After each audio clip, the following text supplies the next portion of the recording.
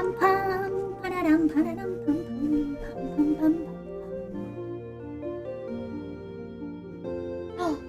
hello, Hybrid Dragon. Also, hello, Diego, and thank you so much for the 2-month subscription. I really appreciate it. And hello, Leo. Okay, let's see. Are your wisps good? Is my stream? Oh, I accidentally closed my PNG tuber. Let me get that back. What? PNG tuber. PNG tuber plus Windows.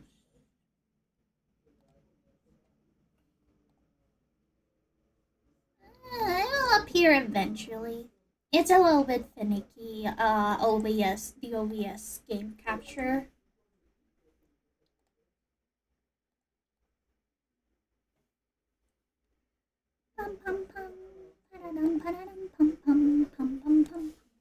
It's okay, you can call me whatever your heart desires. Whatever your heart desires, you can call me that. Oh my god, my dad is speaking on the phone right now, and he is a very loud speaker. I'm sorry if you can hear him in the background. Yeah, I know. It's just loading. Not queen. I am not a woman. Name and pronouns, please. Yeah, I know my avatar isn't showing. It's just OBS doesn't like capturing my PNG tuber for some reason. That's right, I am not a man, I am not a woman, I am a ghost. But yeah, I know that it isn't appearing. It just takes a while to load. Your ghostness. That's the royal thingy. You should call me your ghostness.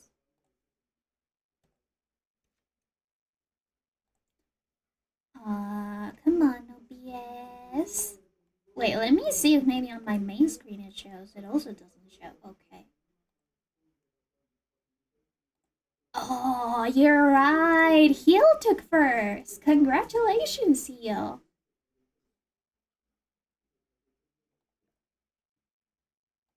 Oh dear. Well, you know what they say. You snooze, you lose. Well, let me get it again to PNG Tuber Plus. Maybe I'll just have to double it.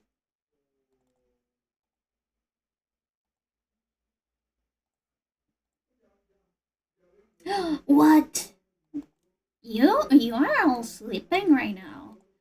And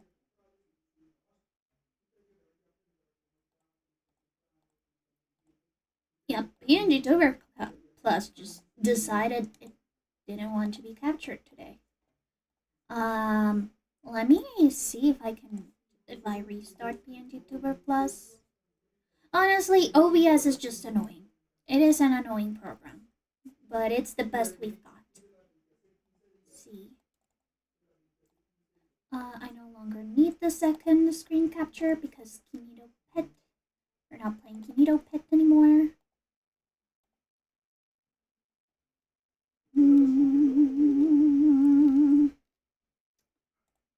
Alright, it seems that I guess the avatar will appear when it decides to appear. No, PNG Tuber Plus is working okay.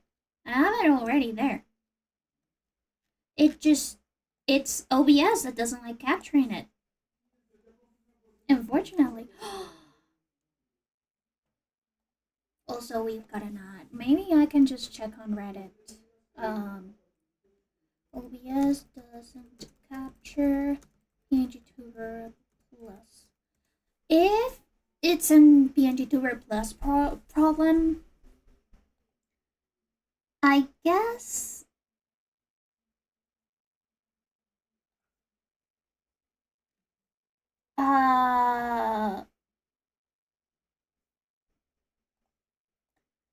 I could try with Remix, but with Remix, I only have the Cupid Ghost sprite. I don't have the I don't have the regular ghost.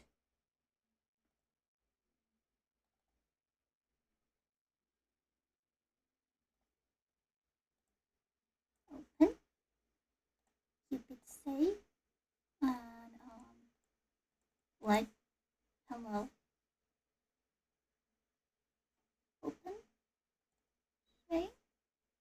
Wait. Why isn't it appearing? Oh my goodness.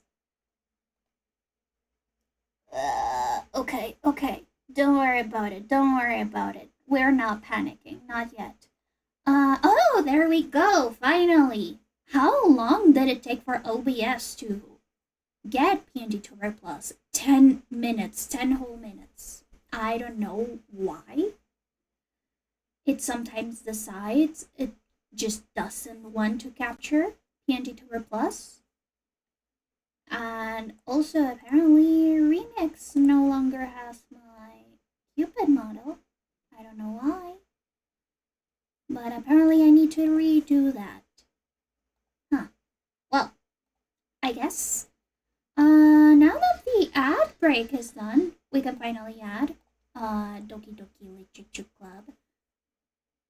Let me also just close Discord and close everything that OBS just hasn't had their morning coffee. Hey, it isn't morning right now. It's 8 p.m. It should be already in tip-top shape. Okay, let's see. Game capture. Anything that has full screen. And let's open DDLC Plus. Costed me 28,000 doubloons. Colombian doubloons. Please do let me know. Why are you in Spanish? Why are you in Spanish? Also, why are you giant?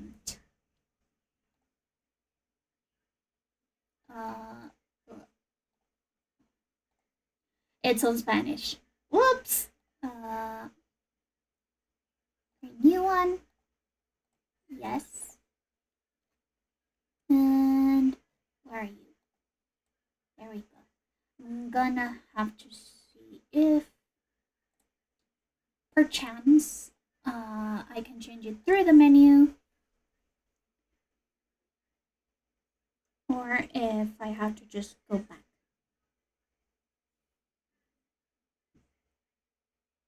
But here you go. You have the rare Spanish DDLC. Yes. Excuse me? Yes, I agree. Bim bim bim bim bim bim bim bim bim. Doki. Okay, let's see.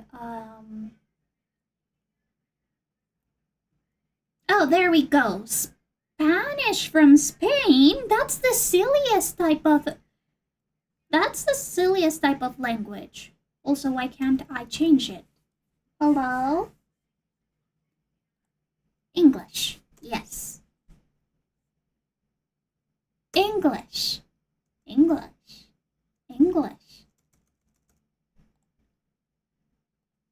I want it to be in English. Thank you. Oh my god. We started out so scuffed already. Also, come on, don't freeze, PNG Tour Plus. You don't want to freeze. It's okay. I have played the original already.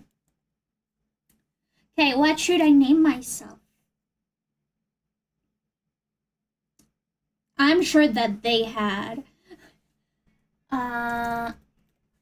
I'm sure that your Spanish teacher had the silliest accent, because Spanish from Spain is the silliest of all the Spanishes.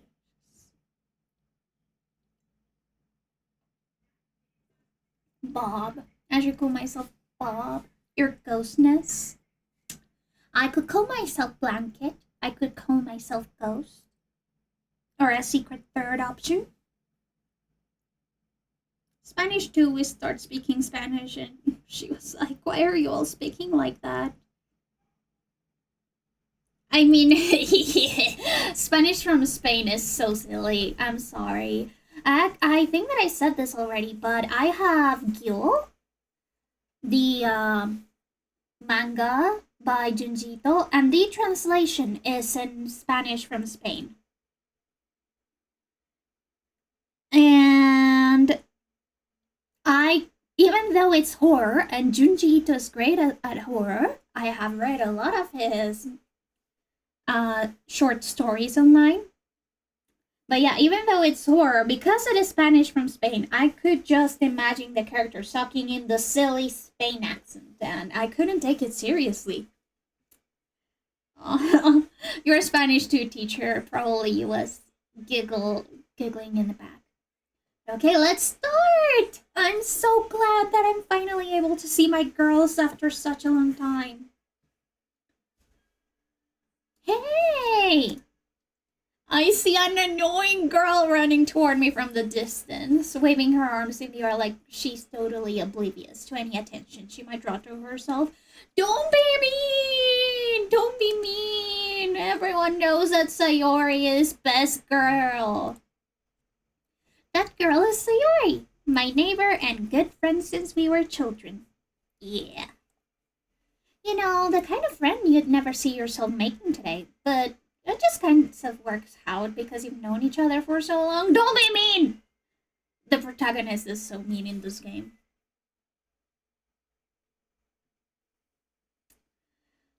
We used to walk to school together on days like this, but starting around high school, she would oversleep more and more frequently, and I will get tired of waiting up. Wow, that's such a bad friend. But if she's going to chase me like this, I almost feel better off running away. See, the protagonist is so mean in this game. He doesn't deserve any of the girls. However, I just sigh and idle in front of the crosswalk and let Sayori catch up to me. I overslept again. Aw, but I got you this time. Maybe, but only because I decided to stop and wait for you. That's so mean! That's so mean! MC deserves Monica. You're so right. Just Monica. Okay, I'm gonna try my best to voice act the girls, though I don't have a very good range. Sayori overslept just like OBS, so true.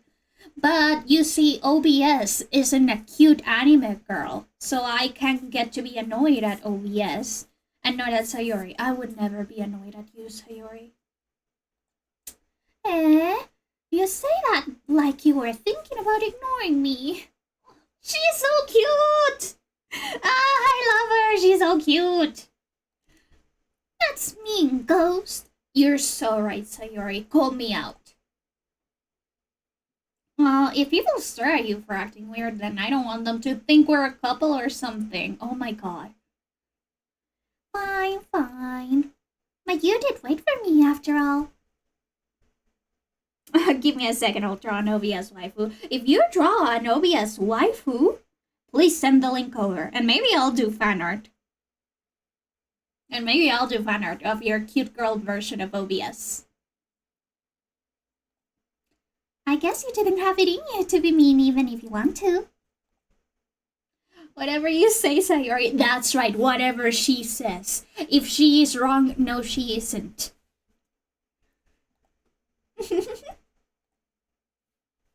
We cross the street together and make our way to school. As we draw near, the streets become increasingly speckled with other students making their daily commute. By the way, Ghost, have you decided on a club to join yet? A club? I told you already, I'm not interested in joining any clubs. So true. Aw, well, it's still cute what you're describing. I haven't been looking either. Hey, by the way, do you pronounce it either or either?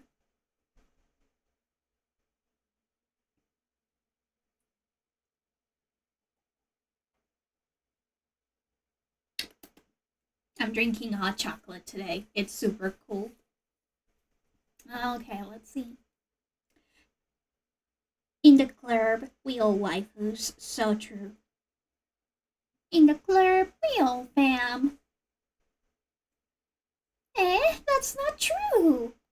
You told me you would join a club this year. Either. It's fancier. That's true. Either sounds very dignified. Also, I learned British English pronunciation at school. So that means that I pronounce it either because I think either is the American pronunciation, as far as I'm aware. Okay. Actually, I feel like it depends on the position in the sentence. Either if it leads the sentence, but either if it as a conjunction. Oh. I don't know what a conjunction is, but so true. Sayori, okay. You told me you would join a club this year.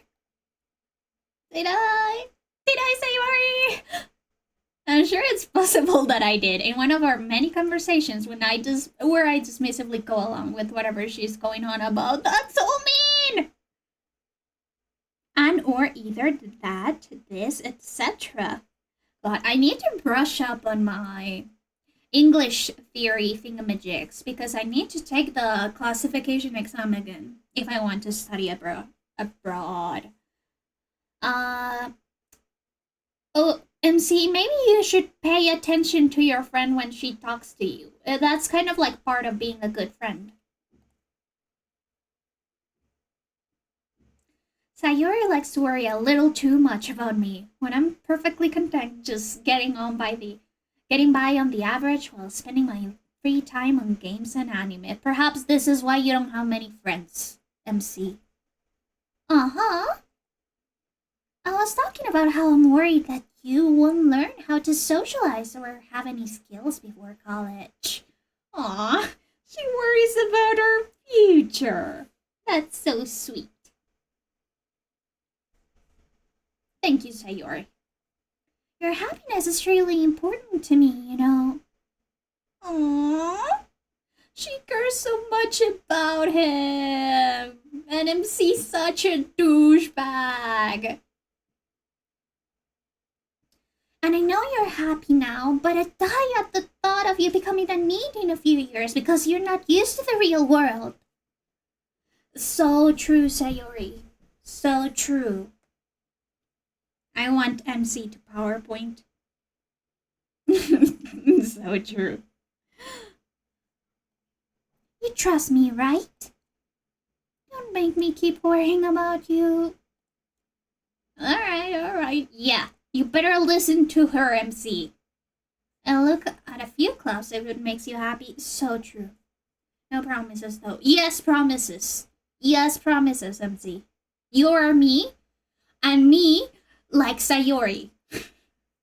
So, you yes promise. Will you at least promise me you'll try a little? Yeah, I guess I'll promise you that. See, it's that easy. Oh my god. Yay! Why do I let myself get lectured by such a carefree girl? Because she cares about you, you asshole. More than that, I'm surprised I even let myself relent to her. Maybe because you like her? You like Sayori? I guess seeing her worry so much about me makes me want to ease her mind at least a little bit. Even if she does exaggerate everything inside of her head. Hey, I know what that is a symptom of. The school day is as ordinary as ever, and it's over before you know it. After I pack up my things, I stare blankly at the wall, looking for an ounce of motivation. I also know what that is a symptom for. Clubs. Sayori wants me to check out some clubs. I would have loved if our school had clubs, by the way, when I was little. I struggled to make friends a lot, but I hyperfixated on a lot of things. If there was like a chess club, an anime club, though I'd probably be the only member of the anime club because I grew up at the time where it wasn't popular, but still. If there was like a chess club or board games club, a book club, ooh, a gardening club would be cool. Either way, we didn't have clubs growing up. And I think that would have helped me out a lot at making friends. So I think that MC is a little bit spoiled. He should try and take advantage of the things that he has now, instead of wishing for something else. I guess I have no choice but to start with the anime club. Hello? Sayori? Sayori must have come into the classroom while I was spacing out. I look around and realize that I'm the only one left in the classroom. I thought I'd catch you coming out of the classroom, but I saw you just sitting here and spacing out, so I came in. Honestly, you're even worse than me sometimes. I'm impressed. You don't need to wait up for me if it's going to make you late to your own club. Well, I thought you might need some encouragement, so I thought, you know what? Well, that you could come to my club. Sayori. Yeah? There's no way I'm going to your club. That's so mean. That's so mean, MC.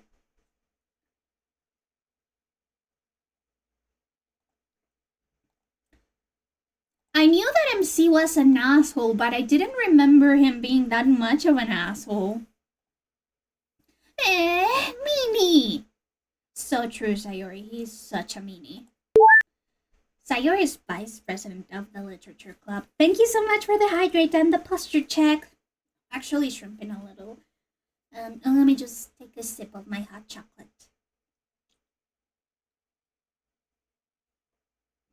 There you go.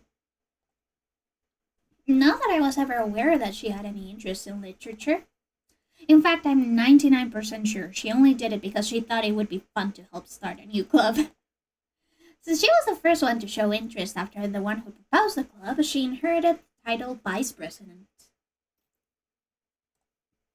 That said, my interest in literature is guaranteed to be even less. Hey, manga is literature. Light novels are literature. Yeah, I'm going to the anime club. Come on, please. Why do you care so much, anyway? Well, I kind of told the club yesterday that I would bring in a new member. And Natsuki make cupcakes and everything. Don't make promises you can't keep. I can't tell if Sayori really is that much of an airhead, or if she's so cunning as to have planned all of this out. I let out a long sigh. Fine, I'll stop by for a cupcake, okay? Yay, let's go! Okay, might be lurking because I'm still a bit sick. Have a good stream, and I'll try to pop by if you're still streaming before I go to bed. Aww, I hope that you get better, Leo. And thank you so much for coming. And thus, today marks the day I sold my soul for a cupcake. I dejectedly follow Sayori across the school and upstairs, a section of the school I rarely visit. Sayori, full of energy, swings open the classroom door. Everyone, the new member is here. I told you, don't call me a new member. I glance around the room. Welcome to the... Wait, what voice should I give her?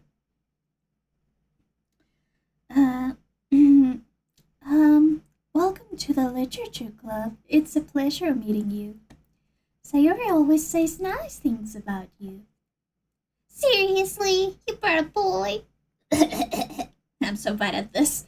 Wait to kill the atmosphere. Ah, Ghost, what a nice surprise. Welcome to the club.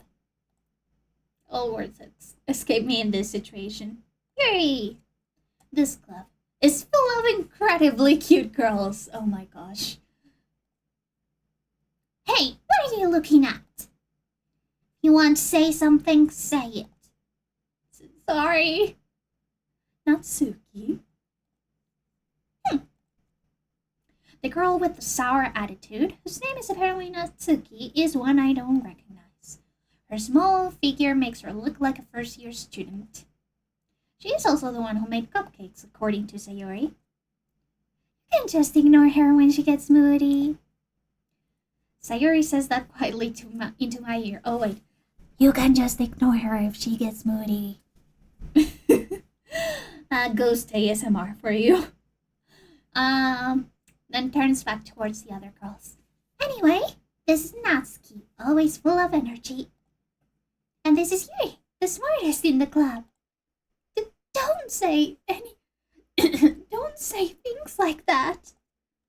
Yuri, who appears comparably more mature and timid, seems to have a hard time keeping up with people like Sayori and Natsuki.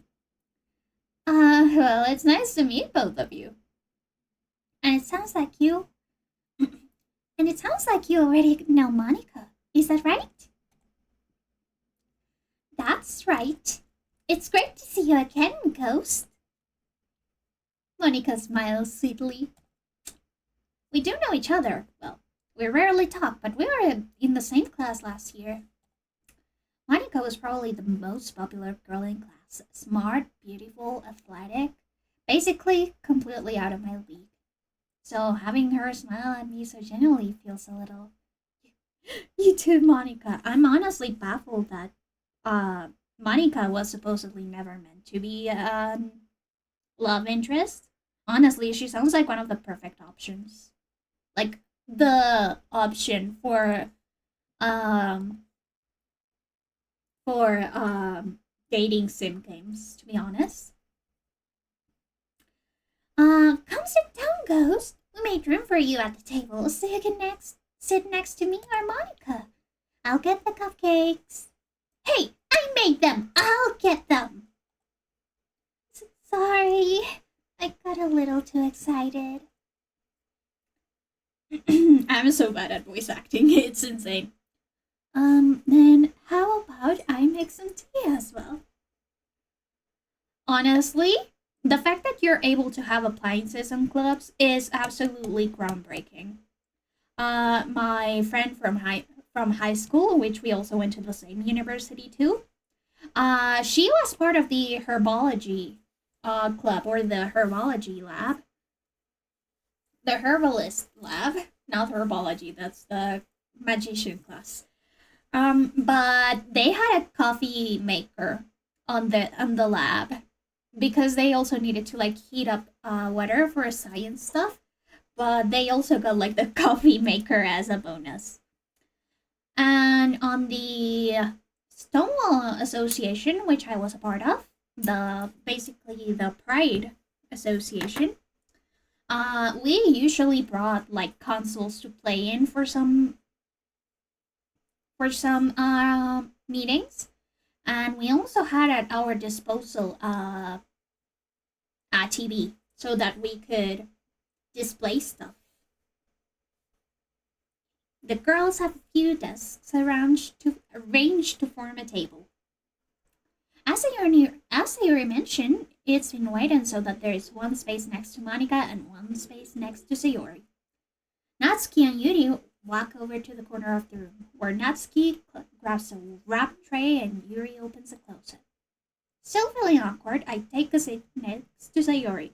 That was your first mistake, MC. That was your first mistake. Natsuki proudly marches back to the table, tray in hand. Okay, are you ready? Ta-da! Ooh! Natsuki lifts the foil of the tray to reveal a dozen white fluffy cupcakes decorated to look like little cats. That's so cute! The whiskers are drawn with icing, and little pieces of chocolate were used to make ears. Aww. So cute! I had no idea you were so good at baking, Natsuki. Well, you know. Just hurry and take one. Sayori grabs one first, then Monica. I follow. It's delicious! Sayori talks with her mouth full. Oh, wait. It's delicious! Sayori talks with her mouth full and has already managed to get the icing on her face. Aw. I turn the cupcake around in my fingers, looking for the best angle to take a bite. The butt. Take a bite at the butt. That way, the cat won't see you eat it alive. Natsuki is quiet. I can't help but notice her sneaking glances in my direction. Is she waiting for me to take a bite? I finally bite down. The icing is sweet and full of flavor. I wonder if she made it herself. Dude, of course she made it herself. Look at the context clues. This is why I hate the MC. Gosh, you're so dumb, MC. This is why you have no friends, no girlfriend, no life. But yes, Natsuki, this is really good. Thank you, Natsuki. Why are you thanking me? It's not like I... Haven't I heard this somewhere before? Yeah. Thank you so much for the Lorkly. Haven't I heard this somewhere before? Yeah, we have. Made them for you or anything? I thought you technically did. So I already said, well, maybe. But not for you. No, you, dummy. Alright.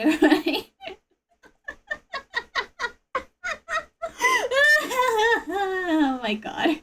I give up on Natsuki's weird logic and dismiss the conversation. Yuri turns to the table, carrying a tea set. She carefully places a teacup in front of each of us before setting down the teapot next to the cupcake tray. You keep a whole tea set in this classroom? Oh, don't worry. The teachers gave us permission. After all, doesn't a hot cup of tea help you enjoy a good book? I guess. No, she is right. I am more partial to coffee myself, but she is right. Don't get yourself intimidated. Yuri's just trying to impress you. That's not. Insulted, Yuri looks away. Oh, I meant that, you know. I believe you. Well, tea and reading might not be a pastime for me, but I at least enjoy tea. I'm glad. Yuri faintly smiles to herself in relief. Monica raises an eyebrow, then smiles at me. So, what made you consider the literature club? I was afraid of this question. Something tells me I shouldn't tell Monica that I was practically dragged here by Sayori. You know what? Tell the truth. Tell the truth. It's okay to be truthful. I haven't joined any clubs yet, and Sayori seemed really happy here, so... Oh, that's okay. Don't be embarrassed. We'll make sure you feel right at home, okay? As president of the Literature Club, it's my duty to make the club fun and exciting for everyone. Monica, I'm surprised. How come you decided to start your own club? You could probably be a board member for any of the major clubs. Weren't you a leader of the debate club last year? Well, you know. To be honest, I can stand all of the politics around the major clubs. Feels like nothing but arguing about the budget and publicity and how to prepare for events. I'd much rather take something I personally enjoy and make something special out of it.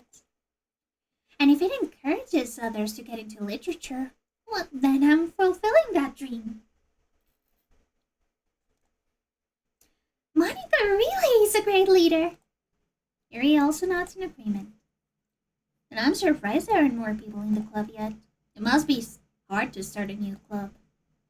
You could put it that way. Not many people are very interested in putting out all the effort to start something brand new. Especially when it's something that doesn't grab your attention, like literature. You have to work hard to convince people that you're both fun and worthwhile.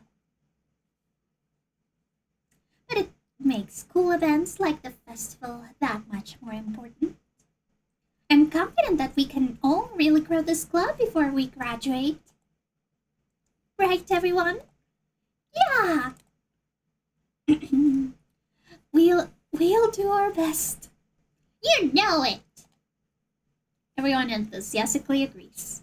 Such different girls, all interested in the same goal. Monica must have worked really hard just to find those three. Maybe that's why they were all so delighted by the idea of a new member joining. Though I still don't really know if I can keep up with their level of enthusiasm about literature. So, Ghost, what kinds of things do you like to read? Considering how little I've read this past year, I don't really have a good way of answering that. You know, I actually used to read a lot. I have a shelf full of books that I have read, but unfortunately, since I started university, I wasn't able to actually read that much for leisure. Mostly just school readings. Manga, I guess.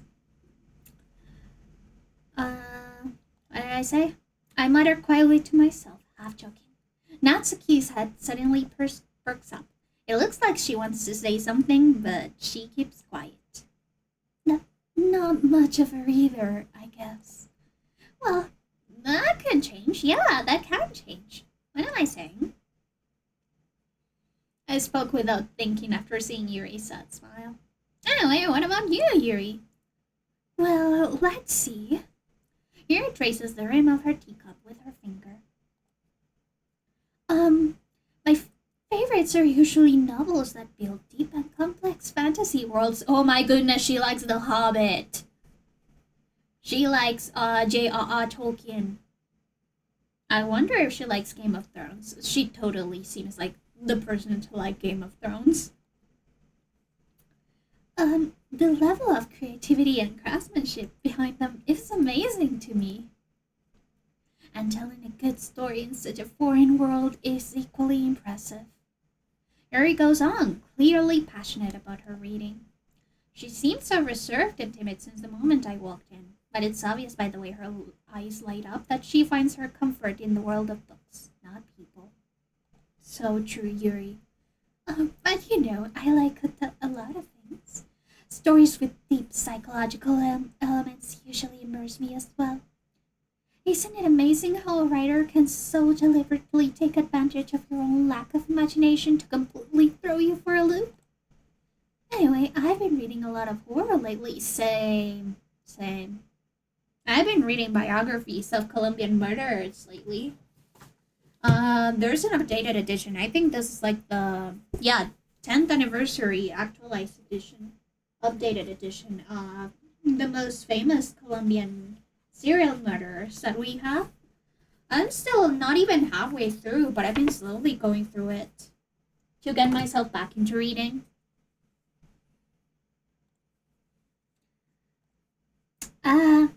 I read a horror book once. God, MC and I cannot be any more different. I desperately grasp at something I can relate to at the minimal level. At this rate, Yuri might as well be having a conversation with a rock. Aw. Well, maybe you should ask her about recommendations. Sometimes you can pivot the conversation outside of yourself. Really? I wouldn't have expected that, Yuri. For someone as gentle as you. I guess you could say that. But if a story makes me think, or rather takes me into another world, then I really can't put it down. Surreal horror is often very successful at changing the way you look at the world, if only for a brief moment.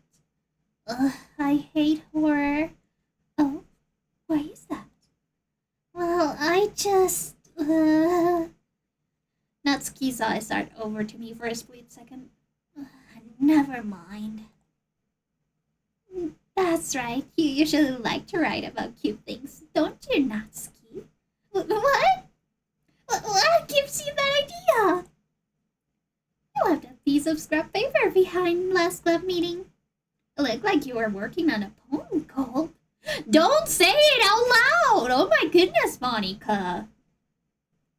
The fact that I actually didn't even read Natsuki's message. That was just my gut reaction. I'm with you, Natsuki. And give that back. Fine. Your cupcakes, your poems, everything you do is just as cute as you are. Sayori sidles up behind Natsuki and puts her hands on her shoulders. I'm not cute! Natsuki, do you write your own poems? Well, I guess sometimes. Why do you care? I think it's impressive, yeah. Why don't you share them sometime? Aw, that's cute. No! Natsuki averts her eyes. You wouldn't like them. Not a very confident writer yet? I understand how Natsuki feels. Sharing that level of writing takes more than just confidence. The truest form of writing is writing to oneself. You must be willing to open up to your readers, exposing your vulnerabilities and showing them even the deepest reaches of your heart.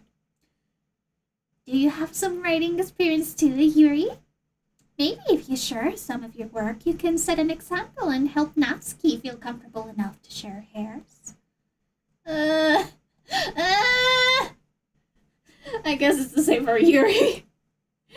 Aw, I wanted to read everyone's poems. We all sit there for a moment. Okay, I have an idea, everyone. Huh? Natsuki and Yuri look quizzically at Monika. It's not a very good idea. Let's all go home and write a poem of our own. Then next time we meet, we'll share them with each other. That way, everyone is even. Yeah, let's do it. Plus, now that we have a new member, I think it'll help us all get a little bit more comfortable with each other and strengthen the bond of the club. Isn't that right, Ghost? Hold on, there's still one problem. What is that? Now that we're back on the original topic of me joining the club, I bluntly come forward with what's been on my mind the entire time. I never said I would join this club. Sayori may have convinced me to stop by, but I never made any decision. I still have other clubs to look at and, lose my train of thought. Oh my god, they all... I forgot how uncomfortable this scene is. Wait, I also just noticed you cannot see Sayori. Let me change the resolution for a sec. Let's see. Game capture. Chin chin chin. Chin chin chin. There you go. Now you can see them all silently judge me. What was my train of thought? All four girls stare back at me with dejected eyes. Well, some of them with dejected eyes, some others with disappointment, some others with curiosity. But yeah, I guess dejected is the general consensus. But, I'm sorry, I thought, Ghost, you all, how am I supposed to make a clear-headed decision when it's like this? That is, if writing poems is the price I need to pay in order to spend every day with these beautiful girls. Oh, but you were being so mean to Sayori lately. Do you really deserve to be with all of these cute girls if you cannot even handle the one cute girl that's in front of you? Right. Okay, I've decided then. I'll join the literature club. One by one, the girls' eyes light up. Yes, so... boneless.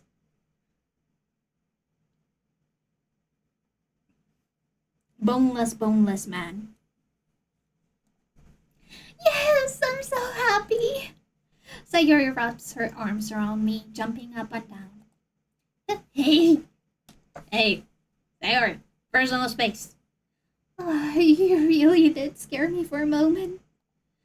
If you really just came for the cupcake side, would be super pissed. Then that makes it official. Welcome to the literature club. Thanks, I guess. Okay, everyone. I think with that, we can officially end today's meeting on a good note. Everyone, remember tonight's assignment? Write a poem to bring to the next meeting so we can all share. Monica looks over at me once more. Ghost, I look forward to seeing how you express yourself. Yeah. Can I really impress the glass star Monica with my mediocre writing skills? I already feel the anxiety welling up inside me. Meanwhile, the girls continue to chit-chat as Yuri and Natsuki clean up their food.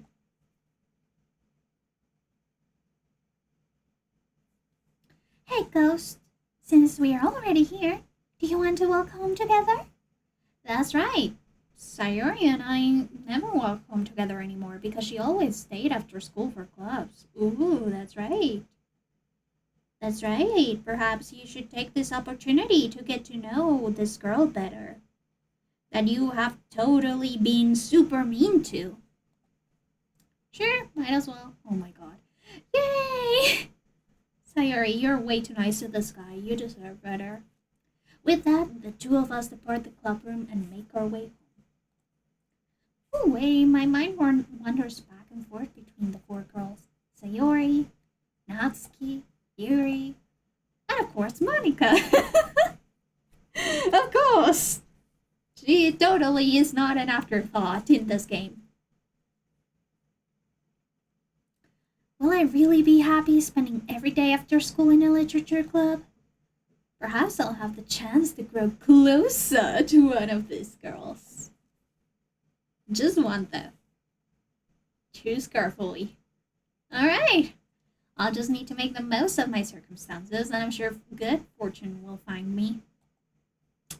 And I guess that starts with writing a poem tonight. Let's go! It's time to write a poem. Pick words you think your favorite club member will like. Something good might happen with whoever likes your poem the most. Oh my god, look at this. Massacre, depression, disaster, pain. I wonder who that person is. Well, I know what depression is for one of them, but it's for a different one. But still, these choices are so brutal already.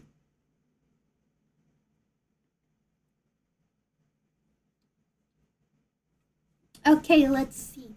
Fickle, hopeless, special, vivid, meager, disaster, pain, family. I mean, I don't know. Who should we go for first? Which route should we follow first? We have 3 choices so far. Oh wait, let's say first. That way we can go back to this if we choose a different route. Hello. I think that maybe I'll go for Sayori first because she's cute. So if we're going for Sayori first, depression! Adventure, dream, doki doki, empty, headphones, inferno, swimsuit, skirt, depression skirt. With fully comfort,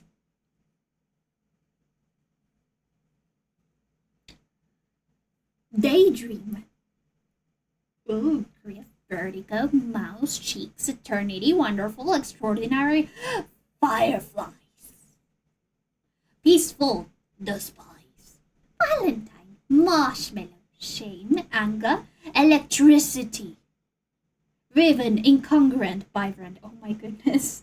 Our poem is just going to be the most incoherent mishmash of words ever. Vibrant. Vibrant is hers. Honestly, I'm surprised. Clumsy. I'm just trying to describe Sayori, to be honest. Bunny, dog, breathe, romance, sing, question, melody, unrequited. Unrequited. It's kind of obvious, girl. You might want to expand your options. Destiny, existence, charm, childhood. Alone, frightening, essence. Love, after image, entropy. Kawaii. Love, crimson, joy. Entropy is a cool word. I like the word entropy. Uncanny, desire. Lucky, promise. Heaven sent, rose, explode, covet, tragedy, anime, shiny, pleasure, skipping, marriage, skipping, oh, disarray, hop, scars, ambient, awesome, fear, unstable, dazzle, chocolate, nibble, hop, party, bed. Yeah, bed is usually associated with a thing that Sayori has. Tears, calm, prayer, whisper, loud, summer, friends, silly, buffet, cheer. Tears or friends? Tears. Pure, sticky, milk, deserve, vanilla, analysis, embrace, vivacious, nightgown, ring cloud, jumpy, ocean, baba, holiday, inside, bubbles, starscape, fun, extreme journey. Ooh, starscape's fun. Amazing, unrestrained, color, landscape, passion, clouds, bouncy, hurt, heartbeat, agonizing, color, whirlwind, hard, sunny, jump, forgive, forgive, yippee. I think that we got most Sayori. Yeah, we got most of Sayori's words. Hi again, ghost. Glad to see you didn't run away on us. Nah, don't worry. This might be a little strange for me, but at least I keep my word. Okay, let me just saving here. This might be a little strange for me, but at least I keep my word. Well, I'm back at the literature club. Yes, you are.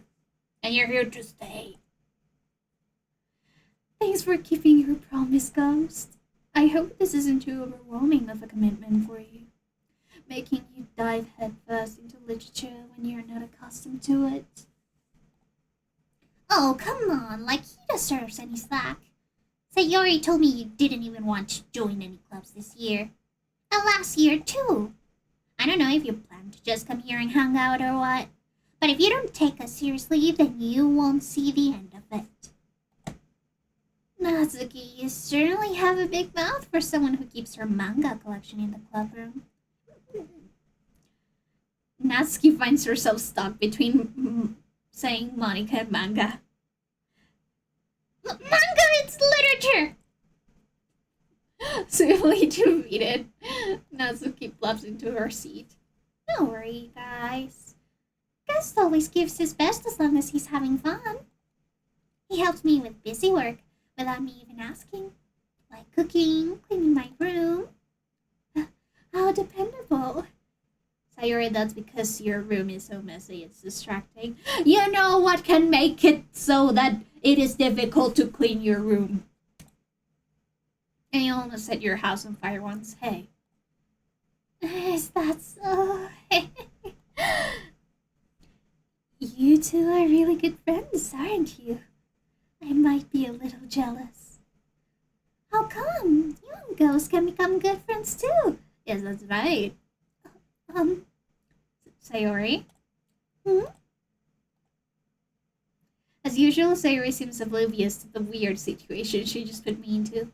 Oh, Yuri even brought you something today, you know. Wait, Sayori!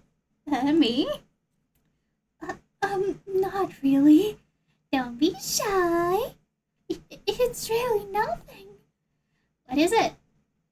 Never mind. Sayori made it sound like a big deal when it's really not. What did I do?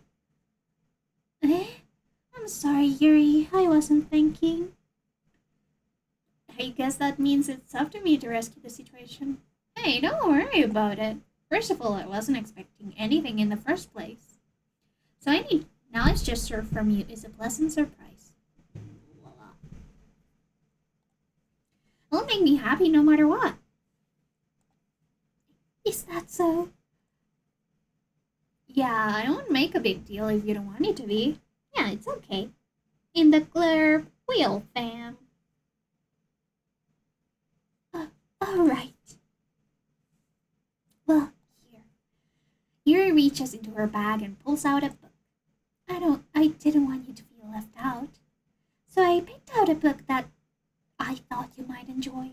It's short read, so it should keep your attention, even if you don't usually read. We could, discuss it if you wanted. Aww. This is how this girl accidentally being so cute. It's not accidental, she's just naturally that cute. She even picked out a book she thinks I like, despite me not reading much. Yuri, thank you. I'll definitely read this. I enthusiastically take the book. Yeah. Well, you can read it at your own pace. I look forward to hearing what you think. Now that everyone's settled in, I expected Monica to kick off some scheduled activities for the club, but that doesn't seem to be the case. Sayori and Monica are having a cheery conversation in the corner. Yuri's face is already buried in a book. I can't help but notice her intense expression, like she was waiting for this chance. Meanwhile, Natsuki is rummaging around in the closet. Man, looks like no one wants to be bothered today. I slipped down into the nearest desk. How am I supposed to occupy myself with something literature related by myself like this? You literally have a book right now. You have a book. Read it. There you go. You're finally using your brain, MC.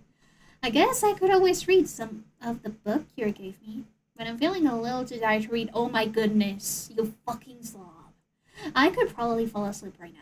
I close my eyes and end up listening in on Sayori's conversation with Monica. We are probably gonna seem really lame compared to all the other clubs, though. Well, we can't give up. The festival is our chance to show everyone that what literature is all about. I'm tangling my words around. The problem is that the idea of literature club sounds too dense and intellectual. But it's not like that at all, We just need a way of showing that to everyone. Something that speaks to their creative minds. That doesn't solve the problem, though.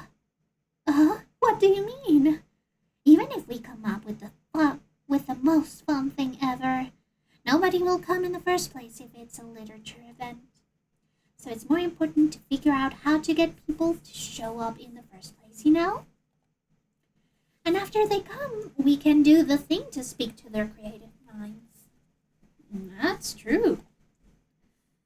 Was this? Sayori's taking this really seriously.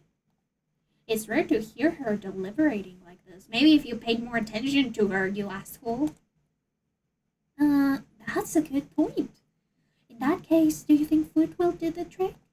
What kind? Well, I guess we could. Cupcakes! So true. Good thinking. Natsuki would love to do that. You're right. Natsuki makes the best cupcakes. That works out perfectly. That wasn't why you suggested it? Cupcakes speak to my creative tummy. Cupcakes it is, then. I'm hungry. Anyway, we still need to work out the details of the event itself. I find myself smiling. In the end, Sayori is still her usual self. But therein lies the unexpected reason I admire her. Unlike me, who has trouble finding any motivation at all. Sayori can put up her mind to things and make them come to life. So true. I suppose that's why I end up letting her get on my case about things. Can't help but wonder what it would be like to see the world her eyes.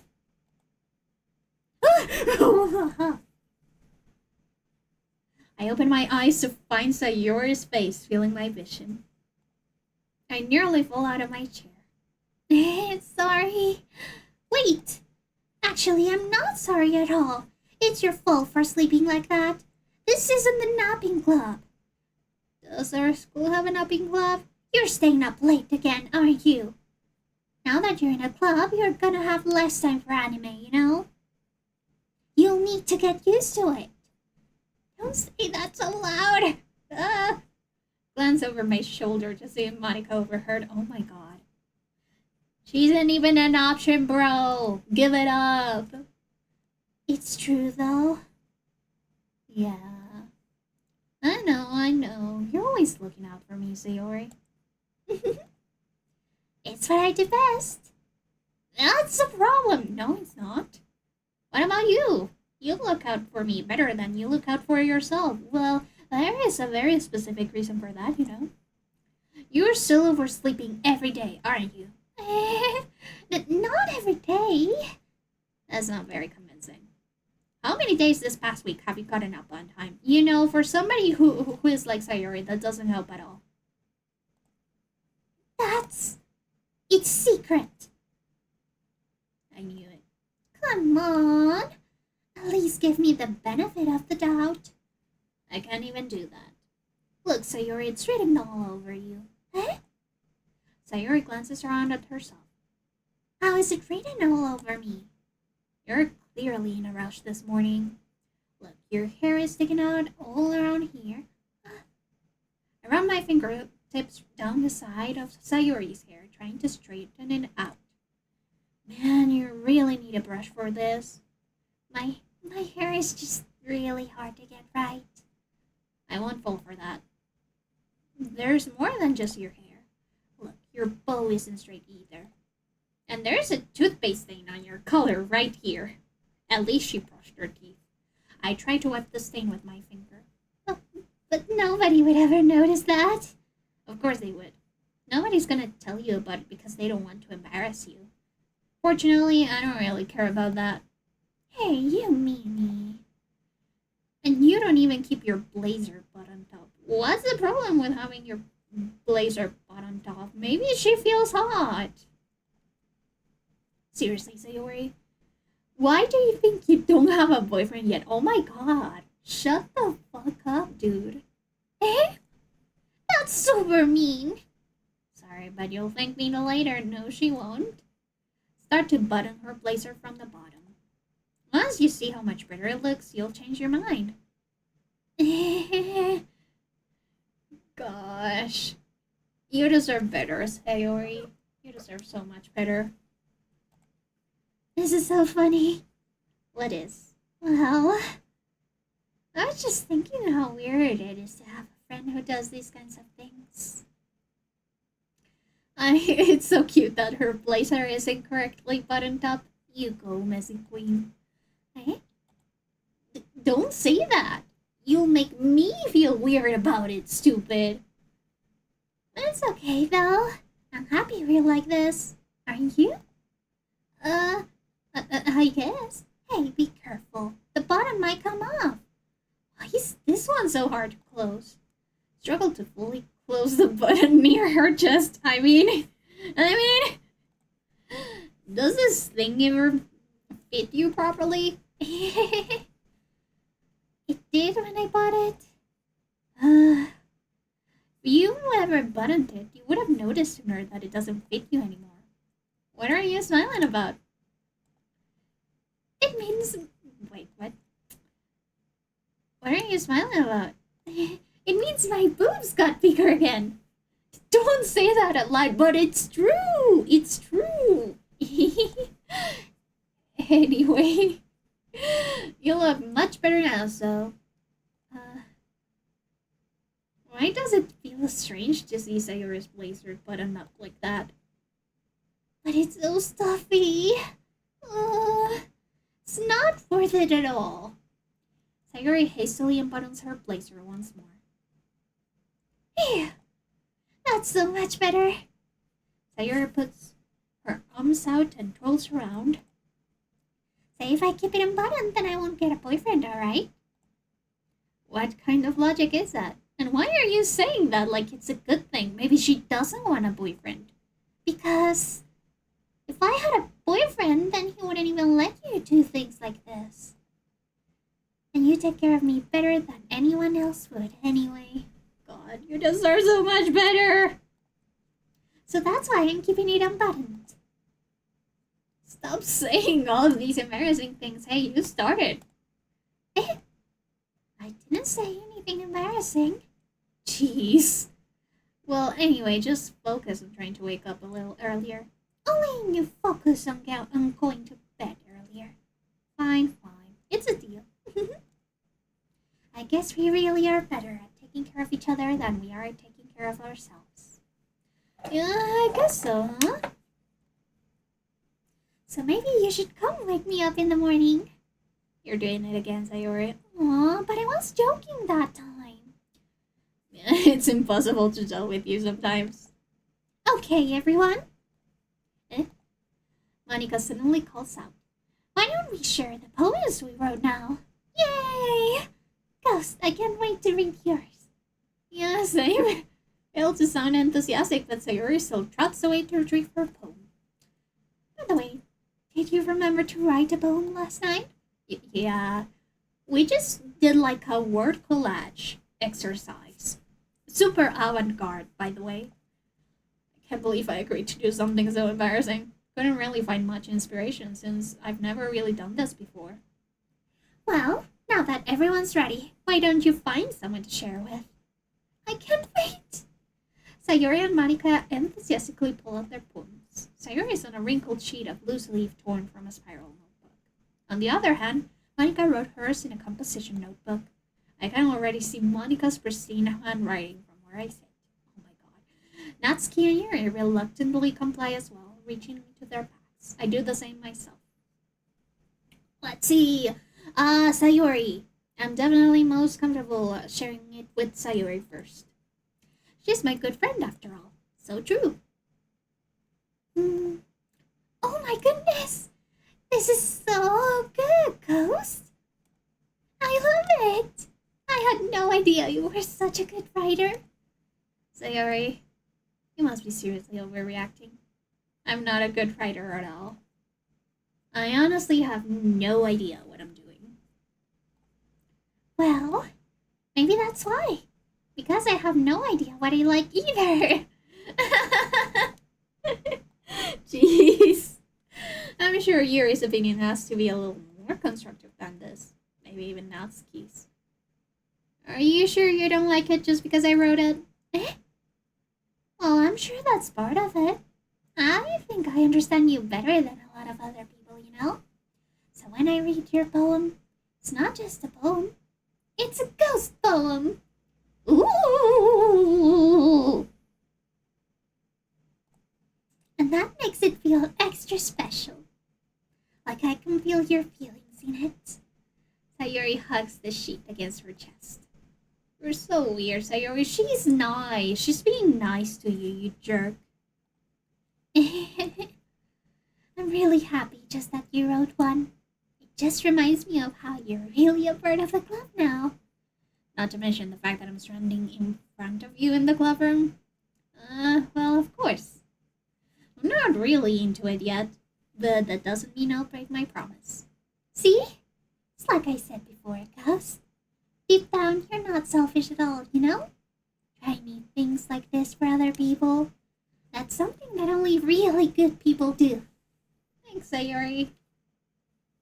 Nobody tell her the real reason why we're here. I'm not sure if Sayori sees the full picture of my motive here, and she shouldn't. Again, I can't deny that she's part of the reason I joined. And how much this means to her and all. Yeah. And I'm gonna make sure you have lots of fun here, okay? That will be my way of thanking you. Alright, I'm going to hold you to that then. Yay! Now you'll read my poem too, right? Don't worry, I'm really bad at this. Oh, see about that. Dear sunshine, the way you glow through my blinds in the morning, it makes me feel like you missed me. Kissing my forehead to help me out of bed, making me rub the sleepy from my eyes. Are you asking me to come out and play? Are you trusting me to wish away a rainy day? I look above. The sky is blue. It's a secret, but I trust you too. If it wasn't for you, I could sleep together forever. But I'm not mad. I want breakfast. It's so cute. Sayori. This is just a guess, but do you wait until this morning to write this? Hey, it doesn't matter. It's inspired. No, just a little bit. You can't answer just a little bit to a yes or no question. Hey, she could have worked on it throughout an extended period of time. You never know.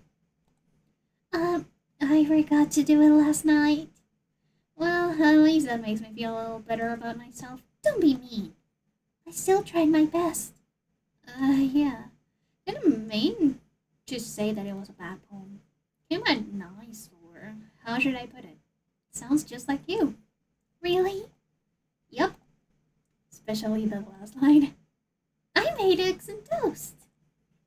Even though you were late to school, it's bad to skip breakfast. She is right. I get all cranky. Well, I guess there's no point in arguing. Anyway, thanks for showing me. It was so much fun. Monica's the best. Yeah. But next time, I won't forget. And I'm gonna write the best poem ever. Well, I guess I look forward to it. What do you mean, I guess? You are going to look forward to it, whether you like it or not. The thing marín de todo pingüe, cúcara, mácara, títere fue, marrano, cochino fue, anillo, pulsera, tú sales, tú quedas, sí, por siempre quedarás tú. Huh? Well, it's about what I expected from someone like you. That's a little blunt. Well, excuse me. It's not like I said it was bad. Just didn't evoke any emotions. So basically, it's not cute enough for your tastes? Do you want to get smacked? I'll pass. Well, anyway, I guess I need to show you mine. Not that you'll like it.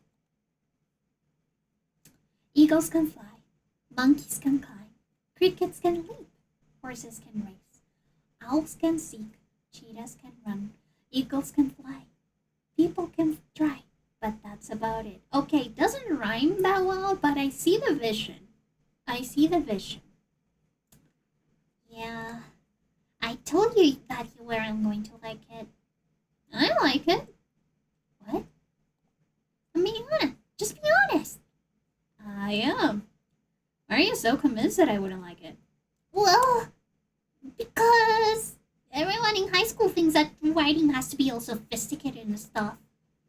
So people don't even take my writing seriously. Aww. But isn't the point of poems for people to express themselves? A writing style wouldn't make your message any less valid. Yes, exactly. I like when it's easy to read, but it hits you hard. Like in this poem. Seeing everyone around you do great things can be really disheartening. So I decided to write about it. Yeah, I understand. But the other nice thing about simple writing is that it puts more weight on the wordplay.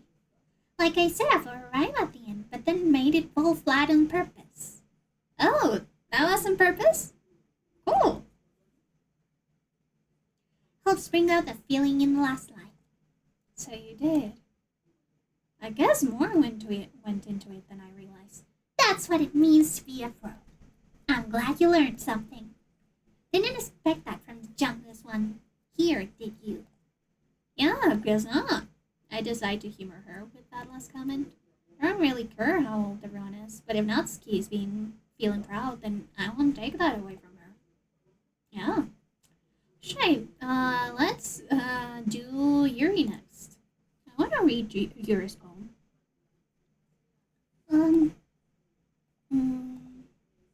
Yuri stares at the poem. It's avant-garde, Yuri. It's avant-garde. Open your mind. A minute passes, more than enough time for her to finish reading. Oh, sorry. I forgot to start speaking. It's fine, don't force yourself. I'm not. I just need to put my thoughts into words. Hold on. Okay. This is your first time writing a poem, right? Yeah. Why do you ask? I'm just making sure. I guess that it might be after reading through it. Yeah, so it's that bad. No! Did I just raise my voice? I'm so sorry. Yuri buries her face in her hands. Couldn't help but notice that it's been several minutes and we really haven't gotten anywhere. Might take Yuri a while to get used to new people. It's fine, I really didn't notice. What were you saying? Right, it's just that there are specific writing habits that are usually typical of new writers. And having been through that myself, I kind of learned to pick up on them. I think the most noticeable thing I recognize in new writers is that they try to make their style very deliberate. In other words, they tend to pick a writing style separate from the topic matter, and they form-fit the two together. And the end result is that both the style and the expressiveness are weakened. Once Yuri finds her train of thought, it's as if her demeanor totally changes. Her stammering is completely gone and she sounds like an expert. Of course, that's not something you can be blamed for. There are so many different skills and techniques that go into writing even a simple poem. Not just finding them and building them, but getting them to work together is probably the most challenging part. It might take you some time, but it all comes with practice and learning by example and trying new things. I also hope that everyone else in the club gives you valuable feedback. Oh, thank you. Natsuki can be a little biased though. Biased? How? Well, never mind. Shouldn't be talking about people like that. Sorry. It's fine. I'm not sure if Yuri is apologizing to herself, to me, or Natsuki. Do you mind if I read your poem now? Oh, please do. I'd love to share my thought process behind it. Yuri smiles dreamily, as if that's a rare opportunity for her, which itself is kind of funny. After all, isn't this supposed to be a literature club?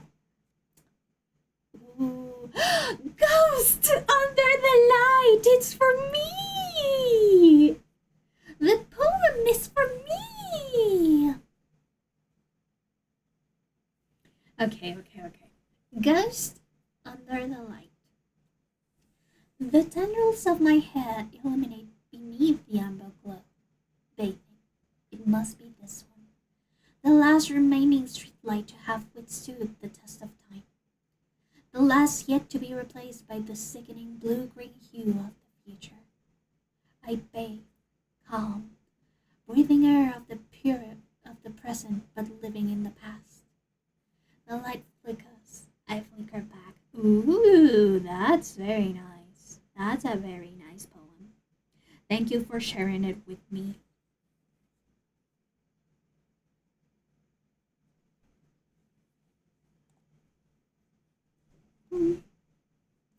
I'm sorry, I have such terrible handwriting. No, you don't. Shut up. What? I wasn't thinking that at all. But it took you a long time to read. Well, I just don't read script very often. I actually think your handwriting is pretty. That's a relief. Also, I like the poem. Even though it's short, it was really descriptive. It wasn't short. I usually write longer poems. Not at all. I'm really glad you like it. I'll be honest. Since it's our first time sharing, I wanted to write something a little more mild. Something easy to digest, I suppose. Are you into ghosts, Yuri? Are you into ghosts? Actually, the story isn't about a ghost at all. Ghost. Aww. So is it not about me? Is it not about me, Yuri? Really? I must have totally missed the point. Yeah, is it not about me, Yuri? Do you not like me enough to write a poem about me? Well, I suppose you only did glance over it after all. I mean, glance is very sad. But remember that poets often express their own thoughts, feelings, and experiences in their work. They usually do more than tell a simple story or paint a picture. In this case, perhaps the subject of the poem is only being symbolically compared to a ghost, lingering in her last remaining place of comfort, unable to let go of the past, and soon to be left with nothing. That's a lot more solemn putting it that way. I didn't even thought of that. That's impressive. It's nothing, really. Well, it makes me happy you think that. Just remember that it won't be long before you pick up on these things too. Yeah, maybe you're right. I guess I'll have to keep trying. I'm counting on you. Aw. Should I show my poem next? Actually, I'm done. Yeah, so, let's save. Since I'm already done. And let's skip.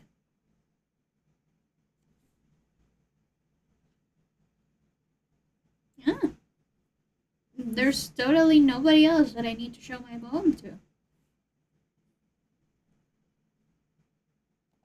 Okay, fine. Hi, Ghost! Having a good time so far? Yeah. Good. Glad to hear it. By the way, since you're new and everything, if you ever have suggestions for the club, like new activities or thing we can do better, I'm always listening. Always listening. So don't be afraid to bring things up, okay? Alright, I'll keep that in mind. Of course, I'll be afraid to bring things up. I'm much better off just going with the flow until I'm more settled in. Anyway, want to share your poem with me? It's kind of embarrassing, but I guess I have to. Don't worry about it, Ghost. We're all a little embarrassed today, you know? But it's that sort of barrier that you'll learn to get past soon. Yeah, that's true. I hand Monica my poem. I like this one.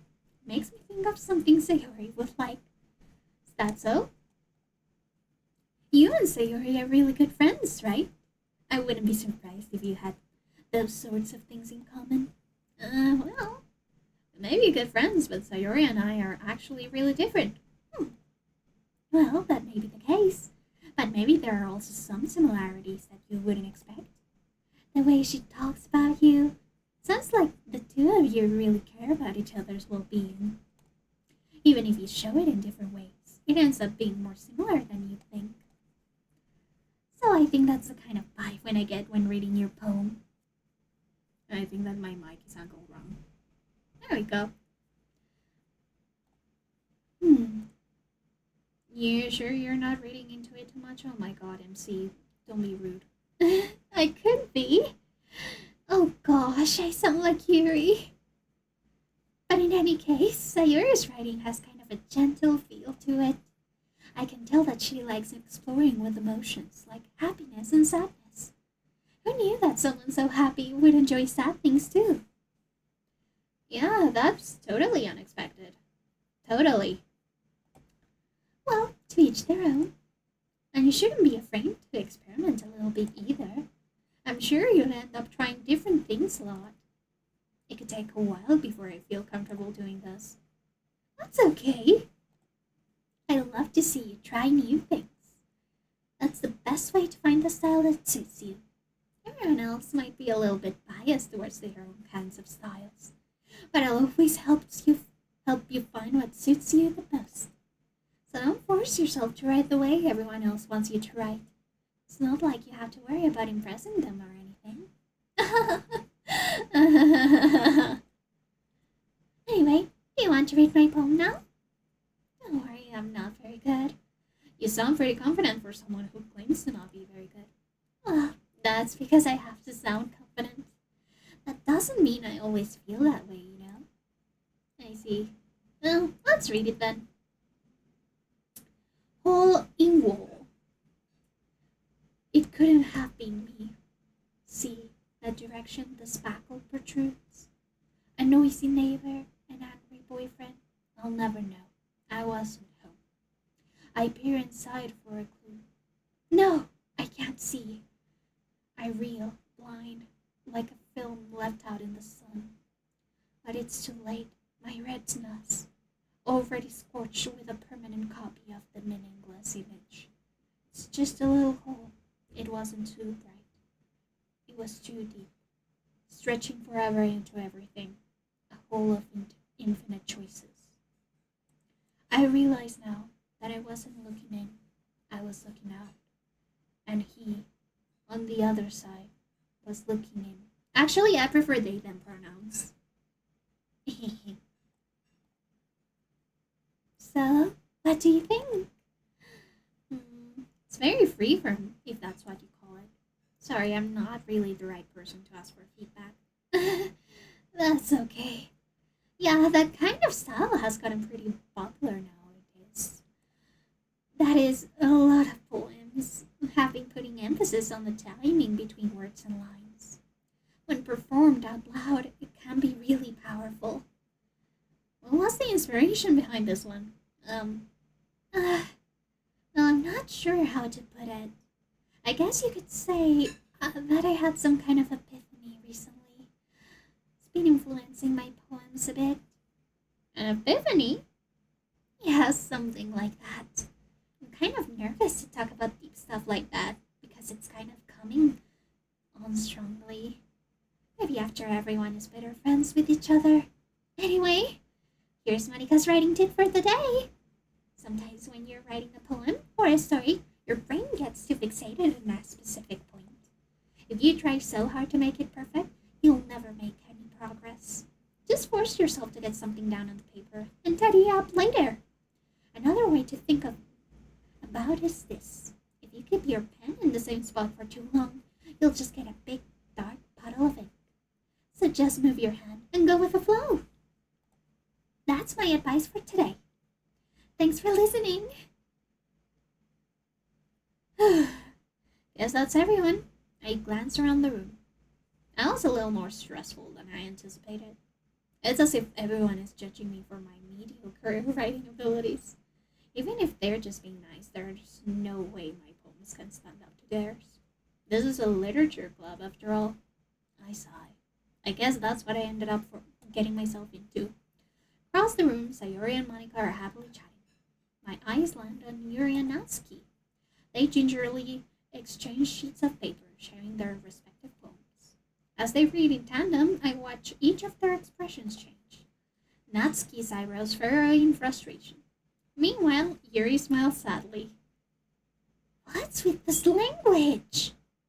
Huh? Did you say something? Oh, it's nothing. Natsuki dismissively returns the poem to the desk with one hand. I guess you could say it's fancy. Thanks. Yours is cute. Cute? Did you completely miss the symbolism or something? It's clearly about the feeling of giving up. How can that be cute? I know that. I just meant the language, I guess. I was trying to say something nice. Huh? You mean you have to try that hard to come up with something nice to say? Thanks, but I really didn't come out nice at all. Well, I do have a couple of suggestions. If I was looking for suggestions, I would have asked somebody who actually liked it. Which people did, by the way. Sayori liked it, and Ghost did too. So based on that, I'll gladly give you some suggestions of my own. Oh my gosh, Natsuki. First of all, excuse me, I appreciate the offer, but I've spent a long time establishing my writing style. I don't expect it to change anytime soon, unless of course I come across something particularly inspiring, which I haven't yet. And ghosts like my poem too, you know. He even told me he was impressed by it. Natsuki suddenly stands up. Oh? I didn't realize you were so invested in trying to impress our new member, Yuri. That's not what I... you're just...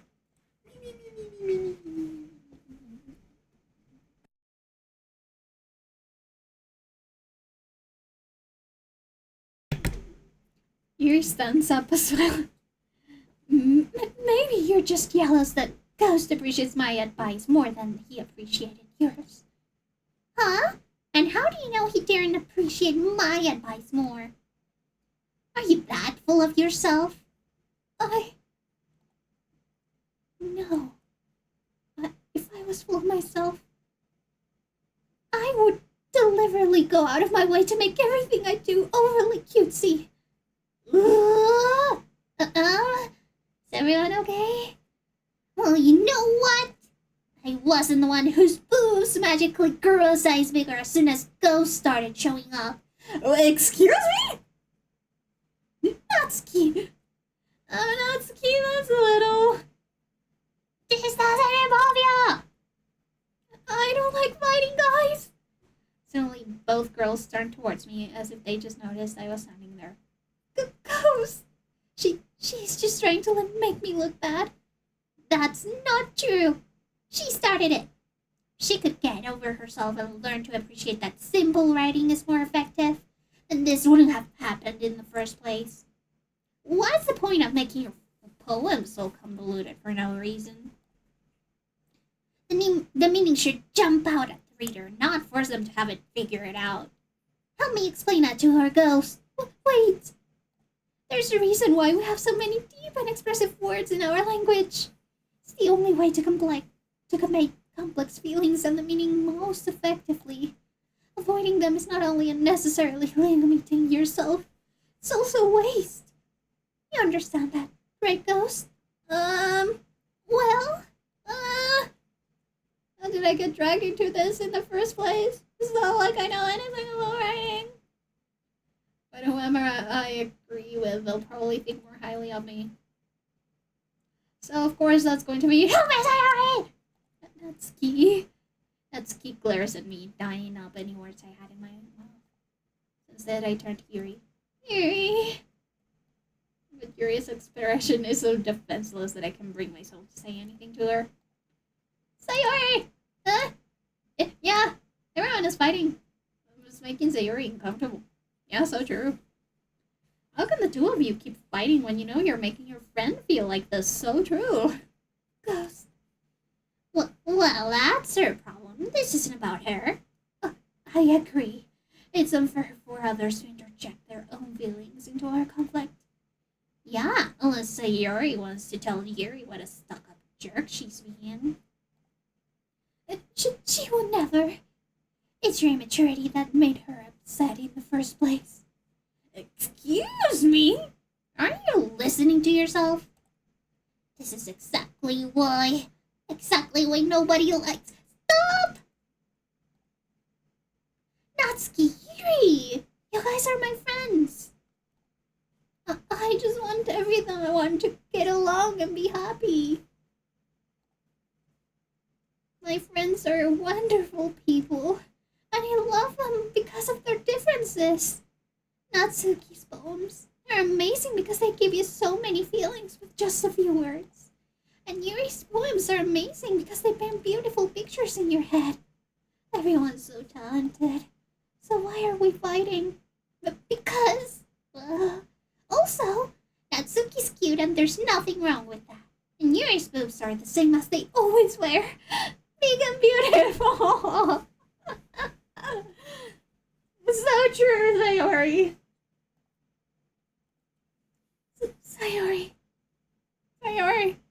Sayori stands triumphantly. Monica stands behind her with a bewildered expression. I'll make some tea. Yuri rushes off. Natsuki sits down with a blank expression on her face, staring at nothing. So this is why Sayori is vice president, I whisper to Monica. She nods in return. To be honest, I might come off as a good leader and I can organize things, but I'm not very good with people. Couldn't even bring myself to interject. As president, that's kind of embarrassing for me. Nah, it's not like I can blame you. I wasn't able to say anything either. Well, I guess that just means Sayori is amazing in her own ways, isn't she? You could say that. She might be in her head, but sometimes it's really suspicious that she knows exactly what she's doing. I see. Take good care of her, okay? I would hate to see her get herself hurt. That makes two of us. You can count on me. Monica smiles sweetly at me, causing my stomach to knot. Such a genuine person really does make a good president, regardless of what she says. If only I could get the chance to talk to her a little more. If only. Okay, everyone. It's just about time for us to leave. How did you all feel about sharing poems? It was a lot of fun. Well, I'd say it was worth it. It was alright. Well, mostly. Ghost, how about you? Yeah, I'd say the same. It was a neat thing to talk about with everyone. Awesome. In that case, we'll do the same thing tomorrow. And maybe you'll learn something from your friends, too. So your poems will turn out even better. I think to myself, I did learn a little more about the kinds of poems everyone likes. With any luck, that means I can at least do a better job impressing those I want to impress. I nod to myself with newfound determination. Ghost! Ready to walk home? Sure, let's go. Sayori beams at me. It surely has been a while since Sayori and I have spent this much time together. I can't really say I'm not enjoying it either. Either. Sayori, what happened earlier? How do you mean? You know, between Yuri and Natsuki, does that kind of thing happen often? No. That really is the first time I've seen them fighting like that. I promise they're both wonderful people. You don't hate them, do you? No, I don't hate them. I just wanted your opinion, that's all. I can see why they'd make good friends without you. Yeah, good friends with you. Yeah. Ghost, it's nice that I get to spend time with you in the club. But I think seeing you get along with everyone is what makes me the happiest. And I think everyone really likes you too. That's... Every day is going to be so much fun. Looks like Sayuri still hasn't caught up onto the kind of situation I'm in. Maybe because girls actually think of people as genuine friends. Sure, being friends with everyone is nice, but doesn't really need to stop there. Oh my god. Fuck you, MC. Fuck you, MC. I don't like you, MC. We'll just have to see what the future holds, Sayori. I pat Sayori on the shoulder. Said that more to myself than to her, but it's easy to use Sayori as an internal monologue sometimes. Okay. Yeah, let's do this. Okay, I am actually going to go get something to drink because I am parched. So I'll be back in just a second so that I can get something to drink.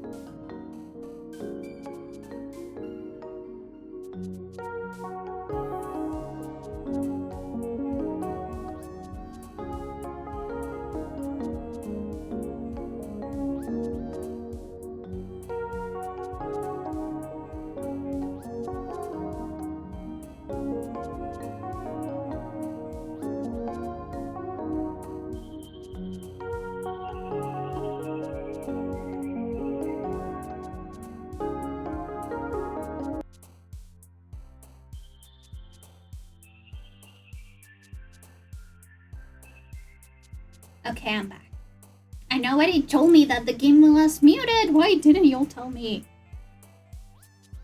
Okay, let's see. I'm gonna wait for the screen to capture.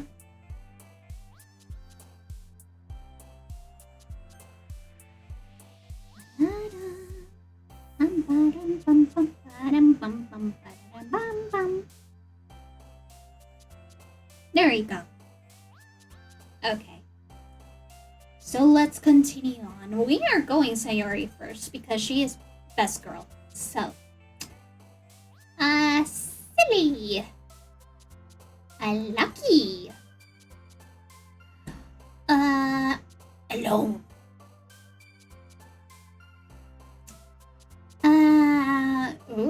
Climax suicide treasure. Treasure. Jumpy com fester email. Jump.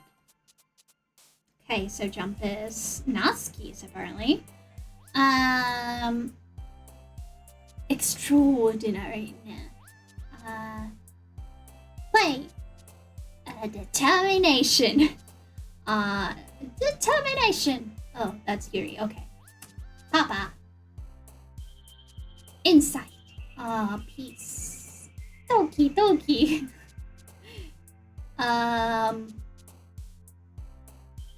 Peace. Oh, another one for her. Okay.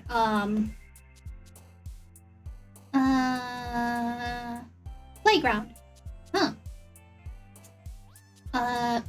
Frightening mascot and Vena fun. Hopefully. Hope.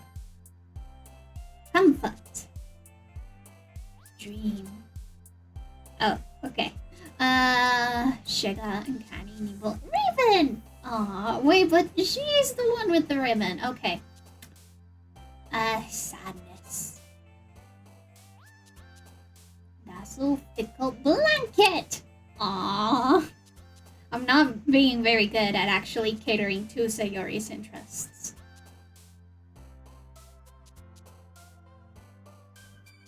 Childhood. Heartbeat.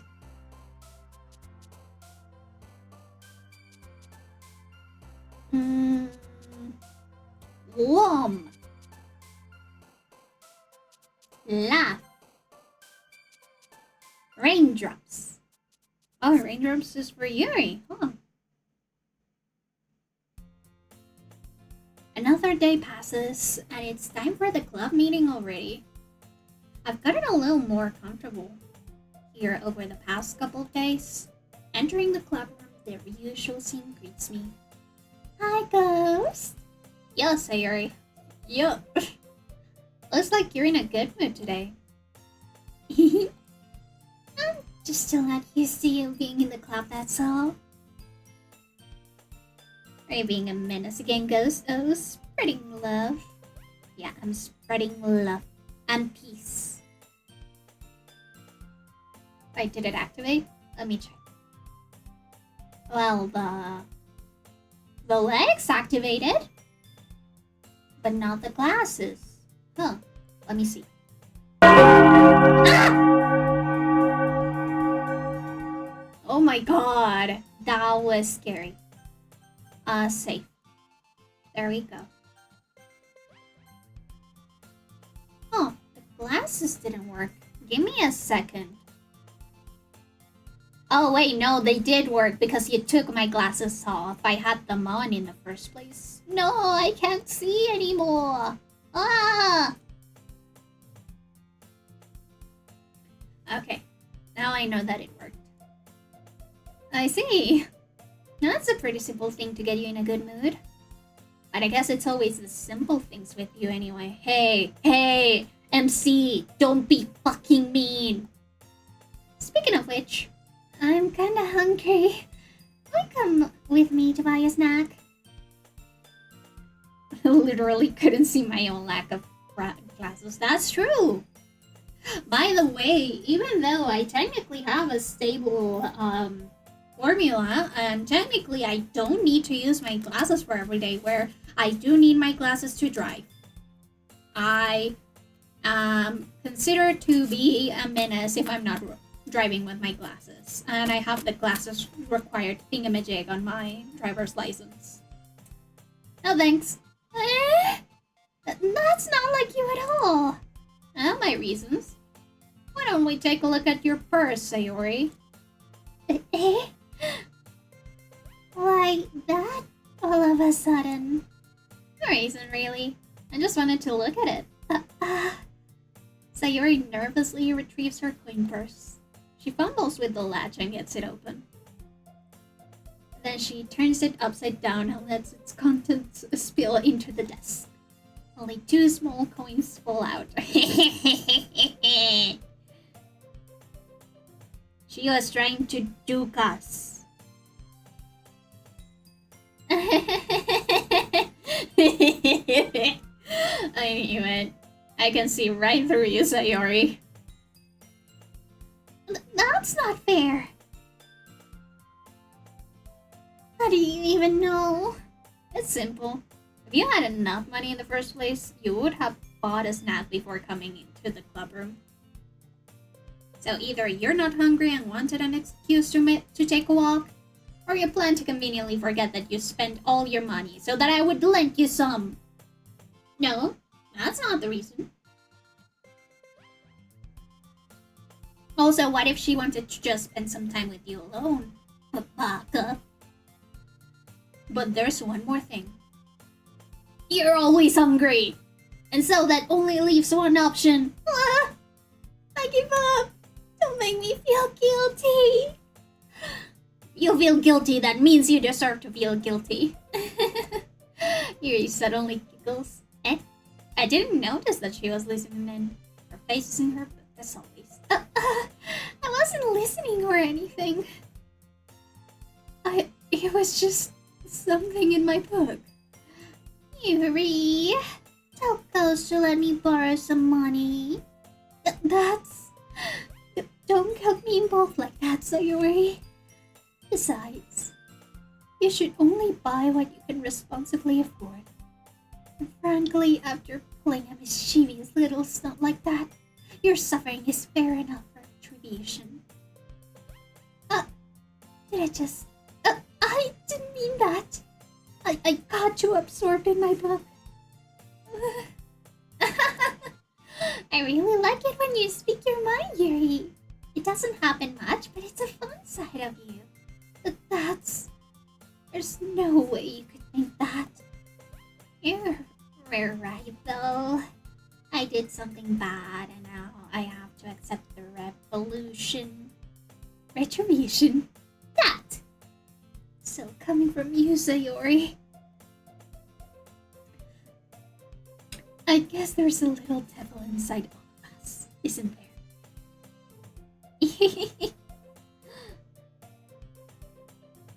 Don't let her fool you. Sayori knows exactly what she's doing. After all, she told you guys she was bringing me to the club before she even told me. But you wouldn't have come if it weren't for the cupcakes. So I had to trick Natsuki into making them. Come on, give me more credit than that, Sayori. But that's the whole point. You didn't want to come until she mentioned cupcakes. Out of nowhere, something smacks Sayori in the face and tumbles onto the desk. Ah! Ah! Ow! What was? A cookie! Sure enough, it's a giant cookie wrapped in plastic. Sayori glances around. Is this a miracle? It's because I paid my restitution. Retribution. Actually, that one almost worked. I was just gonna give it to you, but then I heard you blab about the cupcakes. It was totally worth seeing your reaction, though. Natsuki, that's so nice of you. I'm so happy. Sayori hugs the cookie. Jeez, just eat it. Sayori rapidly tears open the wrapper and takes a big bite. Troll bird. Sayori suddenly clasps her hands over her mouth. I bit my tongue. You're going through a lot over just one cookie. Natsuki takes a bite of her own cookie.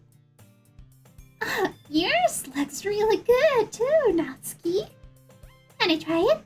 Jeez, beggars can be choosers. But yours is chocolate. Yeah, why did you think I gave you that one? Fine.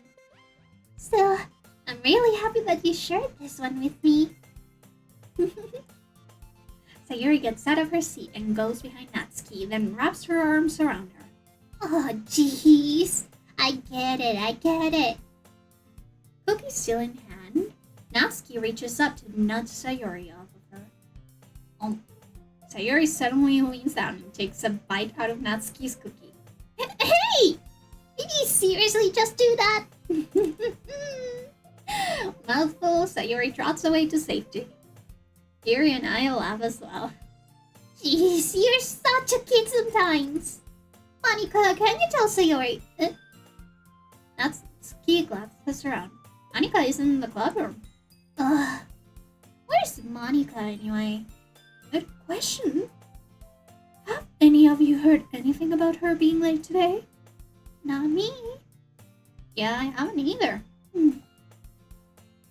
That's a bit unusual. I hope she's okay. Of course she's okay. She probably just had something to do today. She's pretty popular after all. Huh? I don't think she has a... Well, I wouldn't be surprised. She's probably more desirable than all of us combined.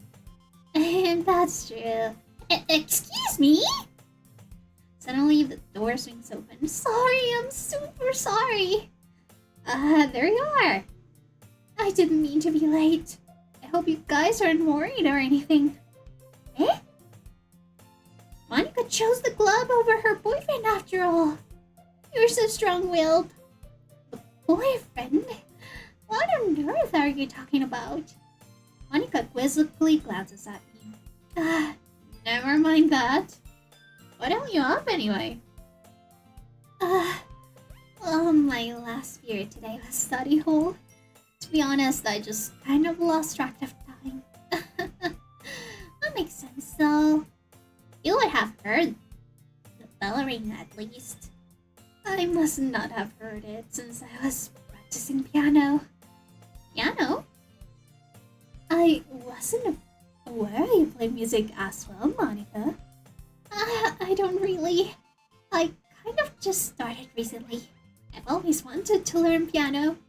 That's so cool! You should play something for us, Monica.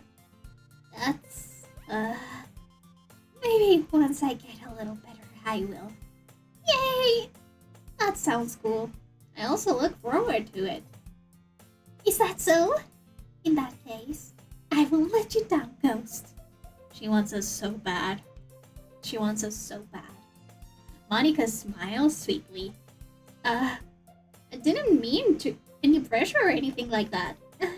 Don't worry. I've been practicing a lot recently, and I'd really love the chance to share once I'm ready. I see.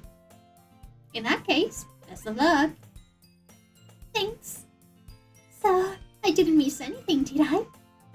Not really. Just to leave out Sayuri's mischievous escapade. I'm sure Natsuki will end up complaining to her anyway. It looks like everyone has already settled down. Sayuri somehow already finished her entire cookie. Yuri's back on to her book, and Natsuki disappeared into the closet. What? Ghost! Sayuri suddenly comes up to me. I'm gonna go get some supplies from another classroom. Want to come with me? Supplies? What for? Well, you know how the festival is coming up? Me and Monica, we're gonna make some posters and stuff. So I need to go find some crayons, some markers, and glue sticks. I see. Sure, I'll go with you. Yay! Okay, Monica, we'll be back soon. Are you going with Ghost to get the supplies? There's no need to trouble yourself. I'd be happy to go with him. Aw, but I wanted to go. There's so much fun exploring empty classrooms and stuff. Okay. It was just a suggestion. See if you can find poster paper too, okay? Okay. Ready, Ghost? Yep, let's go. Sayuri and I exit the club room.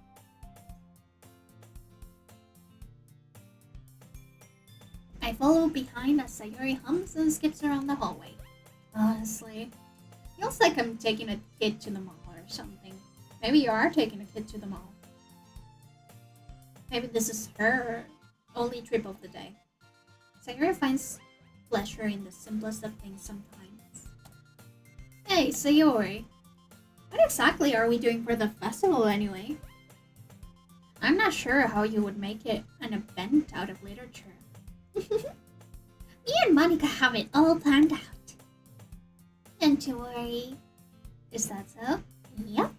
We're gonna do a poetry performance. A performance? Oh, what kind? Well, everyone's gonna take turns on stage and recite their favorite poems. That sounds kind of dull. Ghost, you're not thinking about it the right way at all. It's not just about reading poems. It's about performing them. Like you say the lines of the poem like, between my feet last remaining flower beckons to me. I twist the stem, freeing it from its clinging roots, caressing the final joyous moment between my fingers. But to what ends have I summoned this joy? For now when I look in every direction, the once prosperous field before me is but a barren wasteland.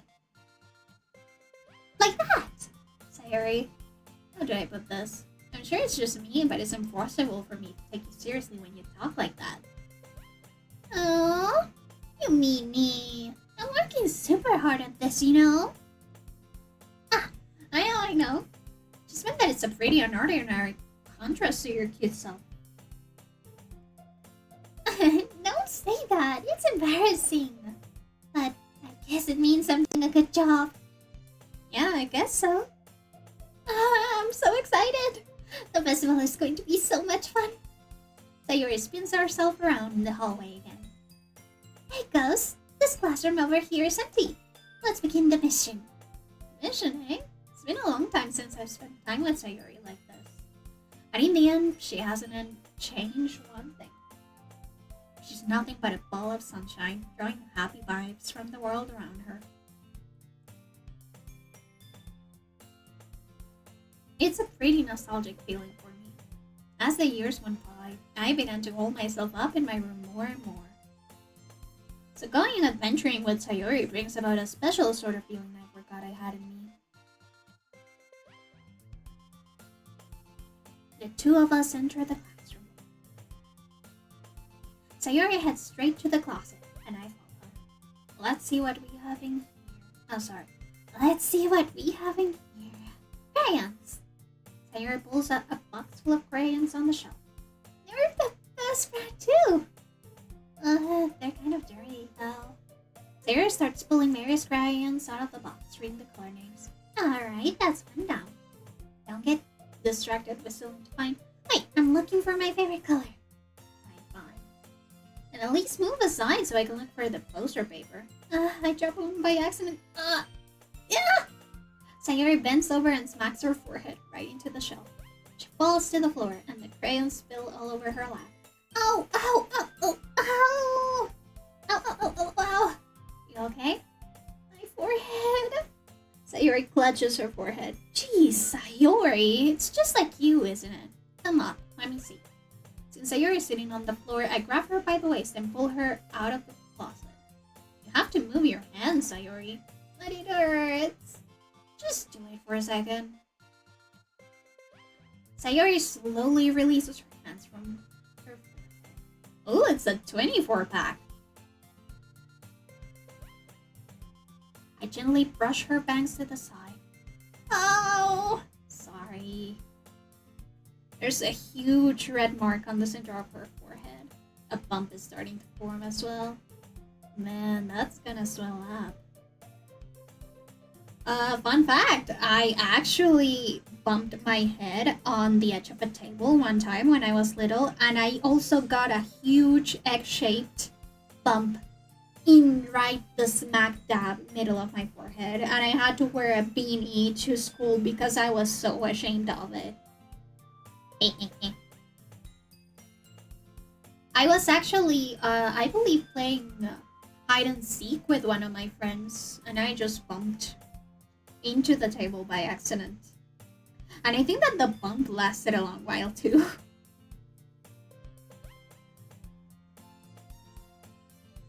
I should find you some ice. Those. Where would I even find ice on the side? I guess a cold drink would do. I have to. I'm fine with looking like a unicorn. Even wincing from the pain, Sayori makes a silly joke. What are you saying?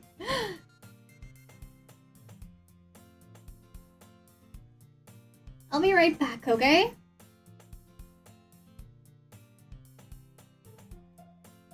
Oh, okay. I pat Sayori on the shoulder and run out into the hallway. I locate the nearest vending machine. What should I get? Doesn't really matter since it will be used as an eye cap pack rather than to drink. But I know Sayori likes apple juice, so I purchased that. Just a moment, I'm already returning to the classroom where I left Sayori. She has one palm on her forehead and is using the other hand to clumsily scoop crayons back into the box. At least they were already in the wrong spots before I spilled them. Sayori, here. Hand Sayori the bottle of apple juice. Nice and cold. Sayori opens the cap and starts drinking from it. Sayori, what are you doing? Sorry, I forgot. How hard did you hit your head? Sayori places the bottle against the bump on your head. It stings. Just burp with it. It'll feel better soon. Looks like you cleaned up most of the crayons, so that's good. Hey, Ghost. This kind of reminds you of growing up, doesn't it? What do you mean? You know how we used to play outside all the time? I would always try to keep up with you. You're kind of oblivious in some ways. Like I usually fell behind or I had trouble climbing on the things you did. But sometimes when I tried to do things I couldn't, I would get myself hurt. Aww. Poor Sayori. I'd fall and scrape myself or get a bump. I would start crying really hard. And you would rush over as quick as you could. You would really try hard. You would try really hard to get me to stop crying. It's almost like you blame yourself and were afraid of getting in trouble and someone found out. Even though it really wasn't your fault at all, you know? Did I really do that? Yeah, you don't remember? Come to think of it, maybe I do remember a bit. I guess I was always so focused on my games that I didn't pay enough attention to you. God, you suck, MC. You really suck. So, in a way, it was my fault. I don't like this time, too. If I wasn't rushing you out of the closet, you probably wouldn't have hit your head. Ghost. I don't think you realize it, but you're always thinking about other people. Even after all these years, you're rushing to help me, even though I'm just being clumsy. You're really a sweetheart.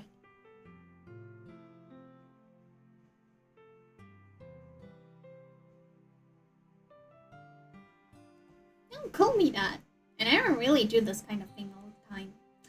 I guess when it comes to you, it just feels natural.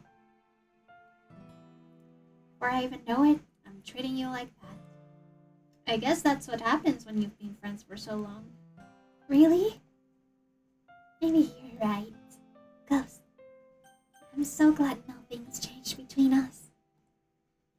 Do you think you'll be like this forever? Forever? But I'm honest to myself. There's no telling where we'll each end up for college after that, so it wouldn't be fair for me to make any promises. But, well, I hope so. It's been this long already, right?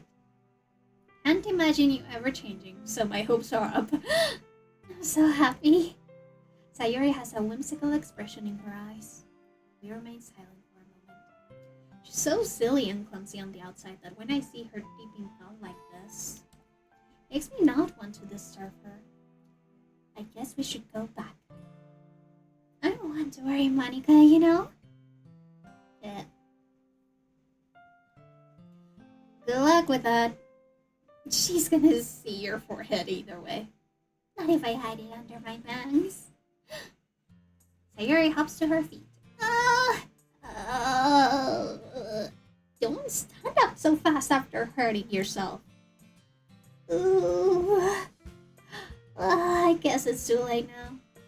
Anyway, let's go. I follow Sayori out of the classroom. Sayori plays with her bags to try and hide the bump, but without much success. In a moment, we make it back to the club room. Ah, you're back! Good timing. I was just about ready to start sharing our poems. Sayori, your forehead. She's fine, don't worry about it. I was playing with the crayons and I smacked my forehead into the shelf. Anyway. Were you able to find everything we needed? I have it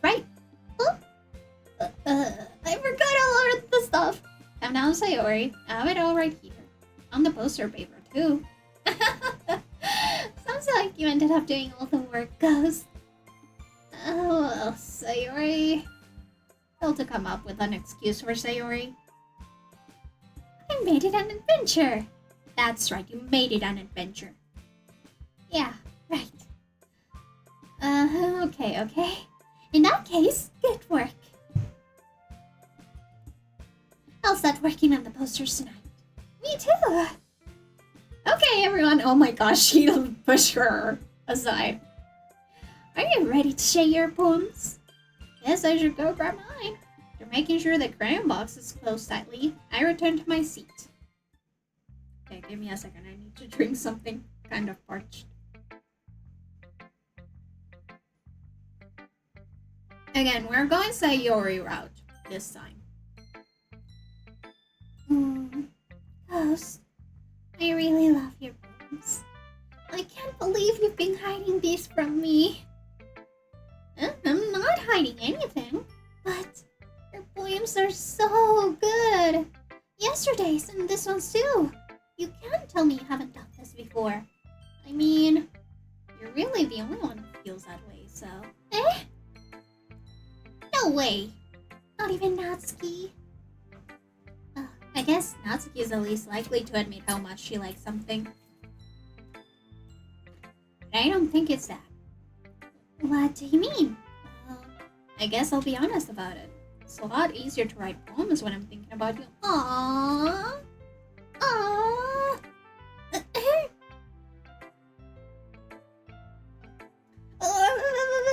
Stop thinking weird things, idiot. Hey, you said it first. You said it first. I just mean you're a really expressive person, I guess. Yeah, sure. How am I supposed to write poems without my own stupid life? About my own stupid life. Well, but you somehow make everything in your life an adventure. Even the little things. Like cooking. Let's not talk about that. So, yeah. I guess what I'm saying is that I can feel more feelings through you than I can through myself. I have kind of a weird connection. It's your fault for getting in my business all the time. I don't know if I understand. Sigh. You never understand when I try to explain things to you, Sayori. That's Sayori's head. Hey! I'm not a kid, you know? Are you sure about that? Maybe. Sayori starts fiddling with her pencil between her hands. Hey, Ghost. Wanna give me your poem? I don't want to keep it. Huh? Why? Because... well, it's the first time you're reading something for me. Sayori, you completely misunderstood. Girl, what else was she supposed to understand? We didn't write this for you. Yes, you did. Shut up. Yes, we did, MZ. Sigh. Are you even listening anymore? Well, whatever. I'll give it to you when we go home. Really? Snap. Ah! I broke my pencil. Oh. Being inattentive of her surroundings, she bumps right into me. So sorry. It's fine, it's fine. I'll get it for you. Bend down and pick up the broken pencil. Sayori clutches the desk beside her to support herself, knees shaking. I'm a little clumsy today. Aww. Let's sit down, Sayori. Yeah. Grab Sayori's arm and help her sit at the desk. Anyway, I still haven't read your poem. Oh! Sorry, I forgot about that. But it's not as good as yours. Jeez, don't worry. Sure, I like it. Buttons. I pop off my scalp like the lid of a cookie jar. Ugh. Wait. I pop off my scalp like the lid of a cookie jar. It's the secret place where I keep all my dreams. Little balls of sunshine, all rubbing together like a bundle of kittens. I reach inside with my thumb and forefinger and pluck one out. It's warm and tingly. But there's no time to waste. I put it in a bottle to keep it safe. And I put the bottle on the shelf with all the other bottles. Happy thoughts in bottles, all in a row. My collection makes me lots of friends. Each bottle a starlight to make amends. Sometimes my friend feels a certain way. Down comes a bottle to save the day. Night after night, more dreams. Friend after friend, more bottles. Deeper and deeper my fingers go. Like exploring a dark cave. Discovering secrets hiding in the nooks and crannies. Digging and digging, scraping and scraping. I blow dust off my bottle caps. Doesn't feel like time elapsed. My empty shelf could use some more. My friends look through my locked front door. Finally, all done, I open up, and in come my friends. In they come, in such a hurry. Do they want my bottles that much? I frantically pull them from the shelf, one after the other, holding them out to each and every friend, each and every bottle. But every time I let one go, it shatters against the tile beneath my feet. Oh, between my feet. Happy thoughts, happy thoughts.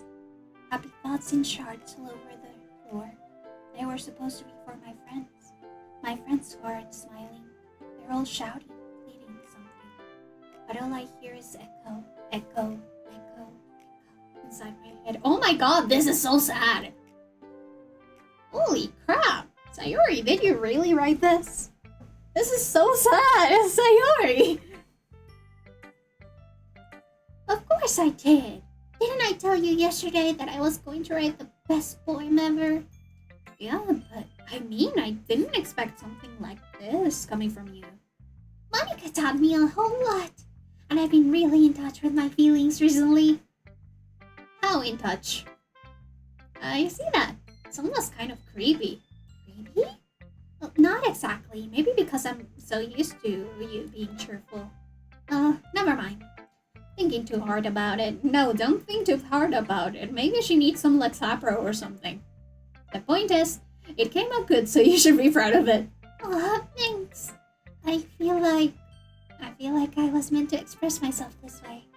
It even helps me understand my own feelings a little bit better. And that's what matters. Writing is like magic. I've gotten pretty passionate about this, huh? Hope you keep it up. Yeah. Writing is the best. I'm gonna keep writing until I die. Don't get ahead of yourself. Hey. Don't steal her thunder. Let her be happy. Sarah's always had a habit of getting obsessed with something before dropping it no more than a week later. Oh my goodness! An autistic queen. Wonder if this one is one of those signs. But seeing the passion in her eyes makes it hard for me to be pessimistic. Let's show it to, let's go by the same order we did yesterday. Well, it's not really any worse than your last one. I can really say it's any better either. Phew. Huh. Phew, what? Well, at least anything that isn't a train wreck, I'll take as a win. And I get the feeling you're probably the most critical. But hey, what makes you... Maybe that was a compliment? Glad to see someone recognizes my experience. Well then, keep practicing and maybe you'll be as good as me someday. That's, something tells me Natsuki completely missed the point. Come to think of it, this kind of reminds me of Sayori's poem from yesterday. Oh, you think so? Yeah, well, I guess if you've been friends with her for so long, you might be on the same wavelength. But you never really struck me as her type. Sayori has a type all of a sudden? Tell me more about this type. What is she like? Well, I don't know, but honestly, how could someone so fluffy spend so much time with someone like you? It's like she's dragging around a dead weight. Huh. You know what is a symptom? You know what feels like you are dragging a dead weight all the time? I sure do know. That was a little unnecessary. But think of it this way, if it weren't for me, she would probably just fly away like letting go of a balloon. You can say we take care of each other in our own way. Whatever it is, I don't get it. Oh yeah, I guess I'm supposed to show you my poem. Here. Amy likes spiders. Ooh! You know what I heard about Amy? Amy likes spiders. Icky, wriggly, hairy, ugly spiders. That's why I'm not friends with her. Amy has a cute singing voice. I heard her singing my favorite love song. Every time she sang the chorus, my heart would pound to the rhythm of the words. And she likes spiders, that's why I'm not friends with her. One time, I hurt my leg really bad. Amy helped me up and took me to the nurse. I tried not to let her touch me. She likes spiders, so her hands are probably gross. That's why I'm not friends with her.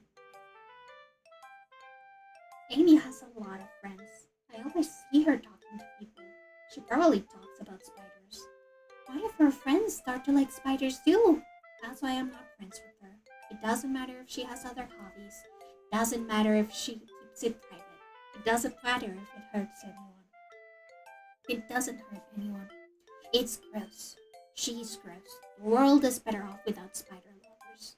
And I'm gonna tell everyone. Oh my goodness, Natsuki homophobia arc? Natsuki, are you homophobic? Not that bad, right? It's quite a bit longer than yesterday's. Yesterday's was way too short. I was just warming up. Hope you didn't think that was the best I could do. Oh, of course not. Anyway, the message is pretty straightforward in this poem. I doubt I have to explain it. Sometimes you can explain complicated issues with much simpler analogies. And it helps people realize how stupid they're being. Like anyone would agree that the subject of this poem is an ignorant jerk. Do you know people like that? Of course. It's how about everyone thinks like... That doesn't matter. It can be about anything. I wrote it to be easy to relate to. We all have some kind of weird hobby or a guilty pleasure. Something that you're afraid if people find out they'd make fun of you or think less of you. But that just makes people stupid. Oh, okay, so she's in her ally arc. It's not her homophobia arc. Who cares about what someone likes as long as they're not hurting anyone and it makes them happy? I think people really need to learn to respect others for liking weird things. Oh, you're definitely right. At least I can relate to that. I'm sure a lot of other people can too. It's what I do best after all. I don't like writing unless there's a good message to take away from it. Like conveying emotions is important, but I want to make people think, not just feel. Remember that. Gonna write a good one for tomorrow too, so look forward to it. Yay! Let's see what you've written for today. Gosh, sorry, Natsuki's voice actually makes my throat get a little bit rough because I have to heighten my pitch. Okay, Yuri's voice was a little bit easier. Just a little bit though. Let's see what you've written for today. Well done, Ghost. Your skills are already improving. Really? Thanks, Yuri. Coming from you, that means a lot. It's nothing. I'm just happy to inspire fellow writers. I know you're new to this, so don't worry so much if it seems like you can get your poem to feel perfect. You don't need to be afraid to be a little more daring. Metaphors can go a long way. Don't feel like you need to work your brain like turning a bunch of gears. Try letting your mind wander through your feelings and write down the things you see and hear. That's one way to truly enable your reader to see into your mind. It's a very intimate exercise. I see. That's clearly, that's a certainly interesting technique. Thanks for sharing. I have, an example of that, if you'd like to read it. Of course. Is this the poem you wrote for today? Yuri nods and timidly hands me her poem. The Raccoon. It happened in the dead of night while I was slicing bread for a guilty snack. My attention was caught by the scuttering of a raccoon outside my window. That was, I believe, the first time I noticed my strange tendencies as an ordinary human. Unordinary. Does it say ordinary or unordinary? No, it's an ordinary. my strange tendencies as an ordinary human. I gave the raccoon a piece of bread. My subconscious well aware of the consequences. Well aware that a raccoon that is fed will always come back for more. The enticing beauty of my cutting knife was the symptom. The bread, my hungry curiosity. The raccoon, an urge. The moon increments its face and reflects that much more light off of my cutting knife. The very same light that glistens in the eyes of my raccoon friend. I slice the bread, fresh and soft. The raccoon becomes excited, or perhaps I'm merely projecting my emotions into the newly satisfied eye. The raccoon has taken to following me. You could say that we've gotten quite used to each other. The raccoon becomes hungry more and more frequently, so my bread is always handy. Every time I brandish my cutting knife, the raccoon shows me its excitement, a rush of blood. Classic Pavlovian conditioning. I slice the bread, and I feed myself again. Yuri, this is kind of terrifying.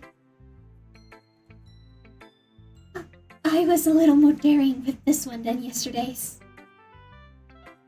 I can see that. Quite the terrifying implication. It's a lot more metaphorical. I don't know if it's my fault, but I can begin to imagine what this poem is about. I can sort of kind of know what this poem is about. That's right. It's a bit closer to my preferred writing style. Using the poem as a canvas to express vivid imagery and conveying emotions through them. Yeah, if I take it at face value, then I can even figure out what it's supposed to mean. Well, I think it's something that different people can relate to in their own way. I wanted to express the way that it feels for me to indulge in my more unusual hobbies. Perhaps talk to a therapist? Perhaps? It's those sorts of things I'm usually forced to keep to myself. So I sometimes enjoy writing about them. That's funny. You should talk to a therapist about it. Huh? Didn't Natsuki also write something about that? About someone being ridiculed for a strange interest? Eh? She did? Yeah. She was talking about how it doesn't matter what you're into as long as you're not hurting anybody. She's right. I mean, does she really feel that way? Yeah. Sounds like you two have that in common. Oh my gosh. Are they in a secret gay relationship? That's interesting. To me, she seemed like the kind of person who would make fun of my hobbies. Perhaps you should try indulging in each other's hobbies and see what happens. But I suppose it's my fault for judging, isn't it? Please don't tell her I said that. Don't worry, I have no reason to. Okay. Thank you for sharing it with me. After all, if I hadn't learned to embrace my own weirdness, I would probably hate myself. I might be ranting a little bit now. But I'm glad that you're a good listener. Hey, Monica. Hi again, Ghost. How's the writing going? Alright, I guess. I'll take that. As long as it's not going bad. I'm happy that you're applying yourself. Maybe soon you'll come up with a masterpiece. I wouldn't count on that. You'll never know. Want to share what you wrote for today? Sure, here you go. I give my poem to Monica. Alright. It's pretty good. Makes me think of Sayori, like the other one that you wrote. You two are like the dynamic duo. That's kind of exaggerating it. Yeah, probably. But you just spend a lot of time with her, even in this club, don't you? Then again, I don't blame you for being a little shy. I'm not shy, it's just... I'm just teasing. I know it takes a bit of time to make friends with everyone. And Yuri and Natsuki are super interesting people, so don't be afraid to give them their share of time. And you can talk to me every now and then, too. Every now and then. You know, I am the leader of this club after all. Do you have any questions? Any advice? I'm not like unapproachable or anything, am I? Oh no, it's nothing like that, Monica. Just still getting used to being here, that's all. Yeah, I'm sorry if I was putting pressure on you or something. I really didn't mean it like that. No, don't worry about it, Get what you're saying. Well, alright. But anyway, you want to read my poem now? I like the way this one turned out, so I hope you do too. Alright, let's take a look. Thank you so much for following Sayori3818. By the way, Sayori is best girl, so I'm glad that I am amongst other Sayori connoisseurs. Save me. The colors, they won't stop. Bright, beautiful colors. Flashing, expanding, piercing. Red, green, blue. An endless cacophony of meaningless noise. The noise, it won't stop. Violent, grating waveforms. Squeaking, screeching, bursting. Sine, cosine, tangent. Like playing a chalkboard on a turntable. Like playing a vinyl on a pizza crust. Huh? An endless poem of meaningless. Below me. Ah, you seem to be in that same epiphany moment, huh? It's even more abstract than your last one, huh? I guess it's just the way I write. I'm sorry if you don't like it. Oh, I never said that. It's just the kind of thing that I've never really seen before, I guess. I kind of like playing with my space on the paper. Choosing where and how to space your words can totally change the mood of the poem. That's right. It's almost like magic. The way I wrote the lines really short makes it feel like they're trying to speak over the noise. I see. It's so hard for me to tell what it's about, though. Sometimes asking what a poem is about isn't the right question. A poem can be as abstract as a physical expression of a feeling, or a conversation with the reader. So putting it in that way, not every poem is about something. Anyway, here's Monica's writing tip for the day. Sometimes you'll find yourself facing a difficult decision. When that happens, don't forget to save your game. I guess. Thanks for the tip. You never know when you might change your mind. You're right about that. Or when something unexpected might happen. Wait, is this tip even about writing? Hey, you could be writing digitally. What am I even talking about? That's my advice for today. Thanks for listening.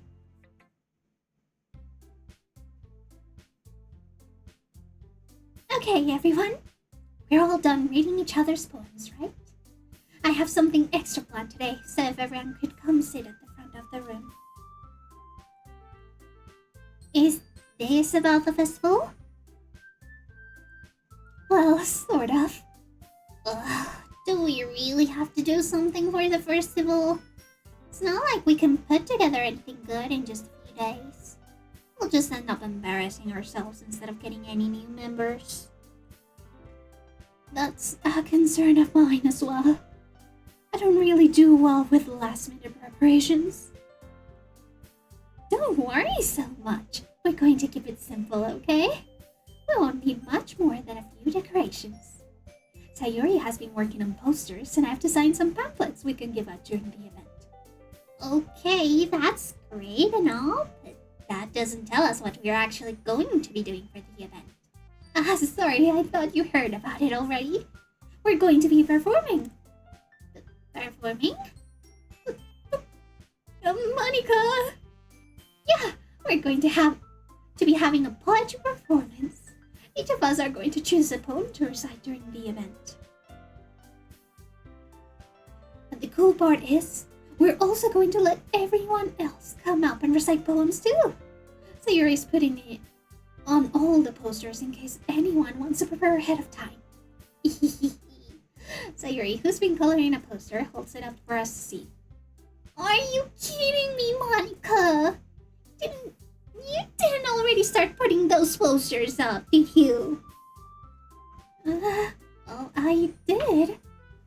Do you really think it's that bad of an idea? Well, no, it's not a bad idea. I didn't sign up for this, you know. There is no way I'm going to be performing in front of a group of people like that. I agree with Natsuki. I could never, in my life, do something like that. Imagining it, Yuri shakes her head in fear. Guys. No, Sayori. I understand where they're coming from. Remember that Natsuki and Yuri have never shared their poems with anyone until just a couple days ago. It's a loss to ask for them to recite their poems out loud to a whole room full of people. I guess I kind of overlooked that. So, I'm sorry. But I still think we should give it our best. We're the only ones responsible for the fate of this club. We start the event and each put on a good performance. Then it will inspire others to do the same. And the more people who perform, the better we'll be able to show everyone what literature is all about. Yeah! It's about expressing your feelings, being intimate with yourself, finding new horizons, and having fun. That's right. And it's those reasons that we are all in this club today. I don't want you to share. You want to share that with others? To inspire them to find the same feelings that brought you here in the first place? I know you do. I know we all do. And if all it takes is standing in front of the room for 2 minutes and reciting a poem, then I know you can do it. Sayori looks worried. Guess that leaves me no choice. I agree. I don't think it's too much to ask. I think Sayori and Monica have been trying really hard to get new members. The least we can do is help them out a little bit. Well, maybe, but... Looks like Natsuki doesn't have any arguments left. Okay, fine. Guess I'll just have to get it over with. Alright! Thanks, Natsuki. What about you, Yuri? Yuri dejectedly glances around at everyone else's expectant faces. Sigh. I guess I don't really have a choice. Aha! That's everyone! You're the best, Yuri. This love is seriously going to be the death of me. Oh gosh, you'll be fine, Yuri. But anyway, let's move on to the main event. I want each of you to choose a poem of yours.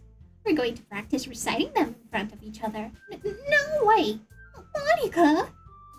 This is so sudden. Well, if you can recite your poem in front of the club, how do you expect to do it in front of strangers? Oh no. Don't worry. I'll start off to help everyone feel a little more comfortable.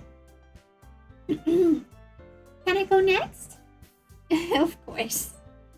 Now, let's see. Monica flips through her notebook to the specific poem she has in mind for herself. She then stands behind the podium. This little poem is The Way They Fly. Monica begins reciting her poem. Her clear, confident voice fills the room. More than that, her inflection is pristine. She knows exactly how to apply emotion behind each line she recites, bringing the words to life. Is this something she's done before, or is she simply a natural?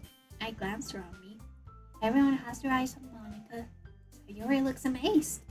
Yuri has an intense expression on her face that I don't understand. Finally, Monica finishes the recitation. The four of us applaud. Monica takes a breath and smiles. That was so good, Monica! Thank you very much. I was just hoping to set a good example.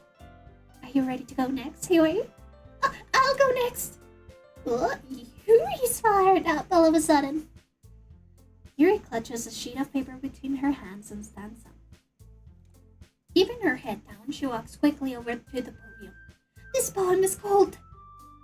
Yuri anxiously glances at each of us. You can do it, Yuri. It's called After Image of a Crimson Eye. Yuri's voice shakes as she starts reading the poem. Just a moment ago, she practically refused to do this. Why is she suddenly putting in so much effort? As Yuri gets past the first couple of lines, her voice changes. It's almost like what happens when Yuri gets absorbed into her books. Her quivering words transform into the sharp syllables of a fierce and confident woman.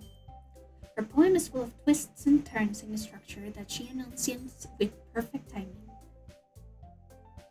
This must be a rare glimpse into the whirling fire Yuri keeps concealed inside her head. Suddenly, she is finished. Everyone is stunned. Yuri snaps back into reality and glances around her, as if she bewildered even herself. It's up to me to save the situation. I'm the first to start applauding. Everyone joins me afterward, and we give Yuri the recognition she deserves. It's not that we didn't want to applaud for her, but we were caught so off guard that we must have forgotten. Oh well. As we applaud, Yuri holds the poem to her chest and rushes back into her seat. I get it. Yuri, that was really good. Thank you for sharing. Looks like Yuri's down for the count. Okay, I guess I'm next then. Sayuri hops out of her chair and cheerfully walks to the podium. This one's called My Meadow. Sorry I giggled. Sayuri, it's a lot harder than I thought. How do you guys do it so easily? Try not to think of it like you're reciting to other people. Imagine you're reciting it to yourself, like in front of a mirror or in your own head. It's your poem, so it'll come out the best that way. I see. Okay then. Sayuri begins her poem. Somehow, it feels like her soft voice was made as a perfect match. The poem isn't aimlessly cheery like Sayuri is. It's serene and bittersweet. If I were to read this on paper, I probably wouldn't think much of it.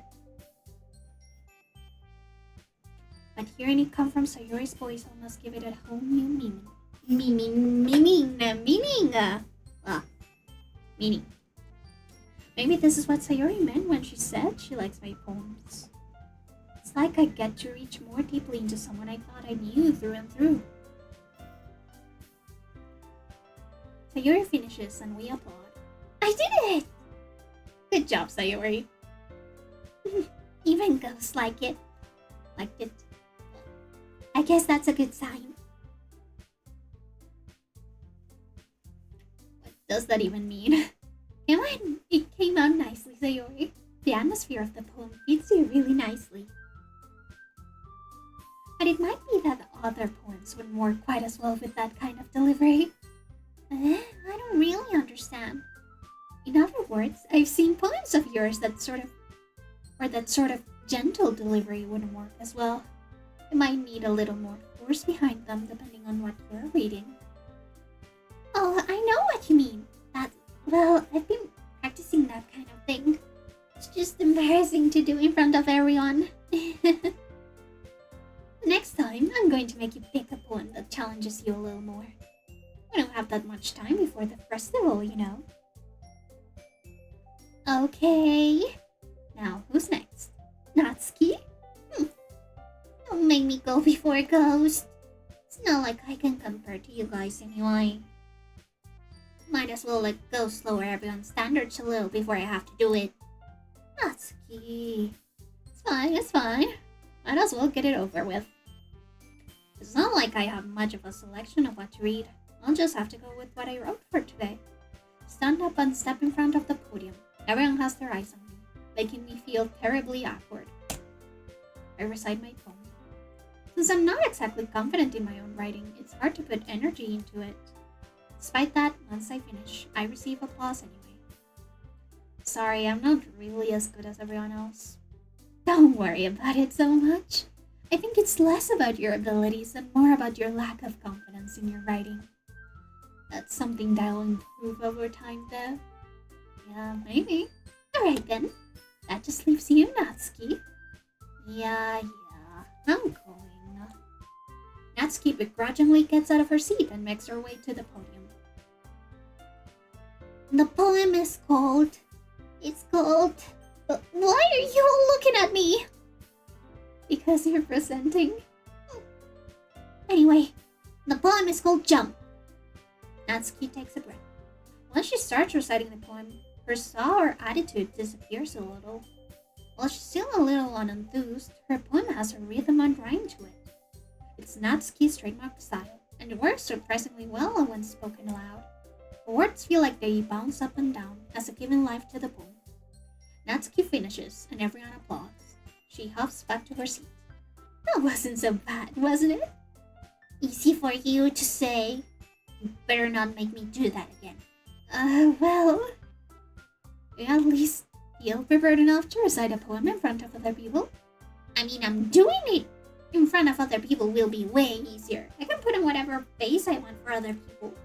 When it's just my friends. It's just kind of embarrassing. Nani? Hello, Stefan! Welcome. That's a surprise, Natsuki. I think it would be the other way around for me. Well, that's just how it is, so... Well, I guess in that case, you won't have much to worry about for the festival. That said, I want to thank everyone for coming through. It might be hard, but I hope you all have an idea of what it's like now. Make sure you pick a poem and get enough practice before the festival, okay? I'll be making pamphlets, so let me know ahead of time what you'll be reciting. Jeez. Should probably find some other poem to recite instead. That's fine too. Doesn't have to be your own. I'm already pleasantly surprised that you're putting in all this effort for the club. It makes me really happy. Yeah, no problem. Okay, everyone. Think that's about it for today. I know the festival is coming up, but let's try to write poems for tomorrow as well. It's been working out really nicely so far, so I'd like to continue that. As for the festival, I'll finish planning tomorrow, and then we'll have the weekend to prepare. Monday's the big day! I can't wait! I can do this, I can do this! Alright, stand up. There's no way I'll be able to find the same enthusiasm as Sayori and Monica, but I'll do my best to get through it. It's for the sake of the club. Unimpressive Monica, oh my god. Dude, she's not even an option. Then I'll have to do my best. Ready to go, Sayori? Yep. Look at you two always going home together like that. Kind of adorable, isn't it? Jeez, guys. Don't make such a big deal out of it. Must be a little nice, though. Well, how am I supposed to respond to that? How are we supposed to respond to that? It's okay, Ghost. You don't have to say it. Whatever. Let's go already. Don't be mean. At home with Sayori once more. Even though it's only been a few days, a lot of things have already changed. But today, Sayori's being a little quieter than usual on the way home. Hey, Sayori. Sorry, I was spacing out. No wonder.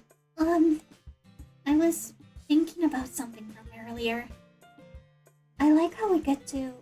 Sayori fumbles with her word. So, let's just say that one day Yuri asked to walk home with you. Huh? What would you do? What kind of question is that? Nani? Kind of putting me on the spot here. Oh, I'll still walk home with Sayori. She is my baby girl. We are going 100% on her. Sayori, really think I would ditch you for Yuri? But she's so beautiful and smart. Jeez. I already see her in the club every day. Besides, you always seem to really like going home together. Wink, wink. Come on, MC, pick up the hints. Wouldn't just read that for you. You're so silly. You're so silly, Ghost. That's right, I am very silly. I am very silly. You think about me too much sometimes. Yuri, would deserve it if she wanted it, so. Sayori, I've already made up my mind. I really can figure you out sometimes. Sorry. Besides, what's the point in speculating something that's never going to happen? Conversation trails off. It's kind of a weird thing for Sayori to care so much about. But I want to respect her and keep her happy too. And again, the festival is only a few days away, which means let's say. And then, who knows what will happen in that time? Yeah, who knows? It's a total mystery to me. 100%. Okay, time to write. Hi there, hi there, hi there. Clumsy. Peaceful. Embrace.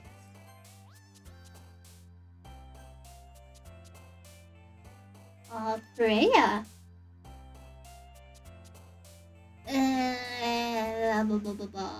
Melody.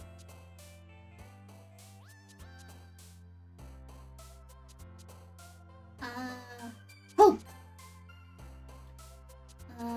Daydream. Lucky. Prince. Adventure. Imagination. Sing. Rain cloud. Depression. Suicide.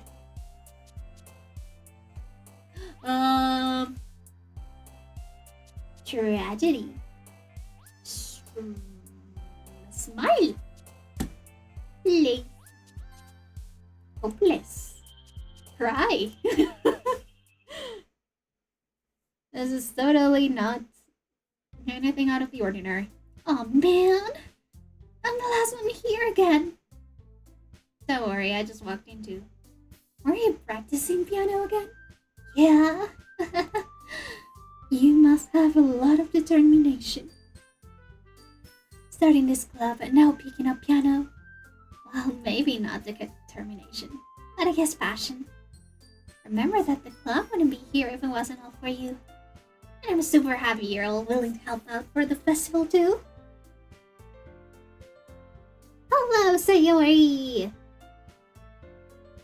By the way, if you want to change your wisp and customize it however you want, you can either do that through the panel that appears on the side of the live stream if you're on desktop, or through the link that I'm going to send, which is !wisp, which opens up the link for the stream avatar's website. I can't wait for the festival. It's gonna be great. Eh? Were you complaining about it yesterday, Natsuki? Oh yeah? Not talking about our part of the festival. But it's a whole day of school where we get to play and eat all kinds of delicious food. Sound a bit like Sayori all of a sudden. Monica, do they usually have fried squid? Squid? That's a pretty specific thing to look forward to. Oh, come on. Are you saying you don't like squid? You of all people? Eh? I didn't say I don't like it. Besides, what do you mean about you of all people? Because it's writing your name. Monica. Eh? That's not how you say my name at all. Oh, but it's true. Monica. Ika is squid in Japanese. Also, that joke makes no sense in translation. It does though. Huh? Never mind. Let's just focus on our own event for now, okay? Fine. Your reactions aren't as fun as Yuri or Sayori's anyway. Excuse me? Where's Sayori anyway? Oh, there you are. Sayori's sitting at the desk in the corner of the room, looking down at nothing. I walk over to her. Hey, Sayori. Wave my hand in front of her face. Eh? ears fading out again. Sorry.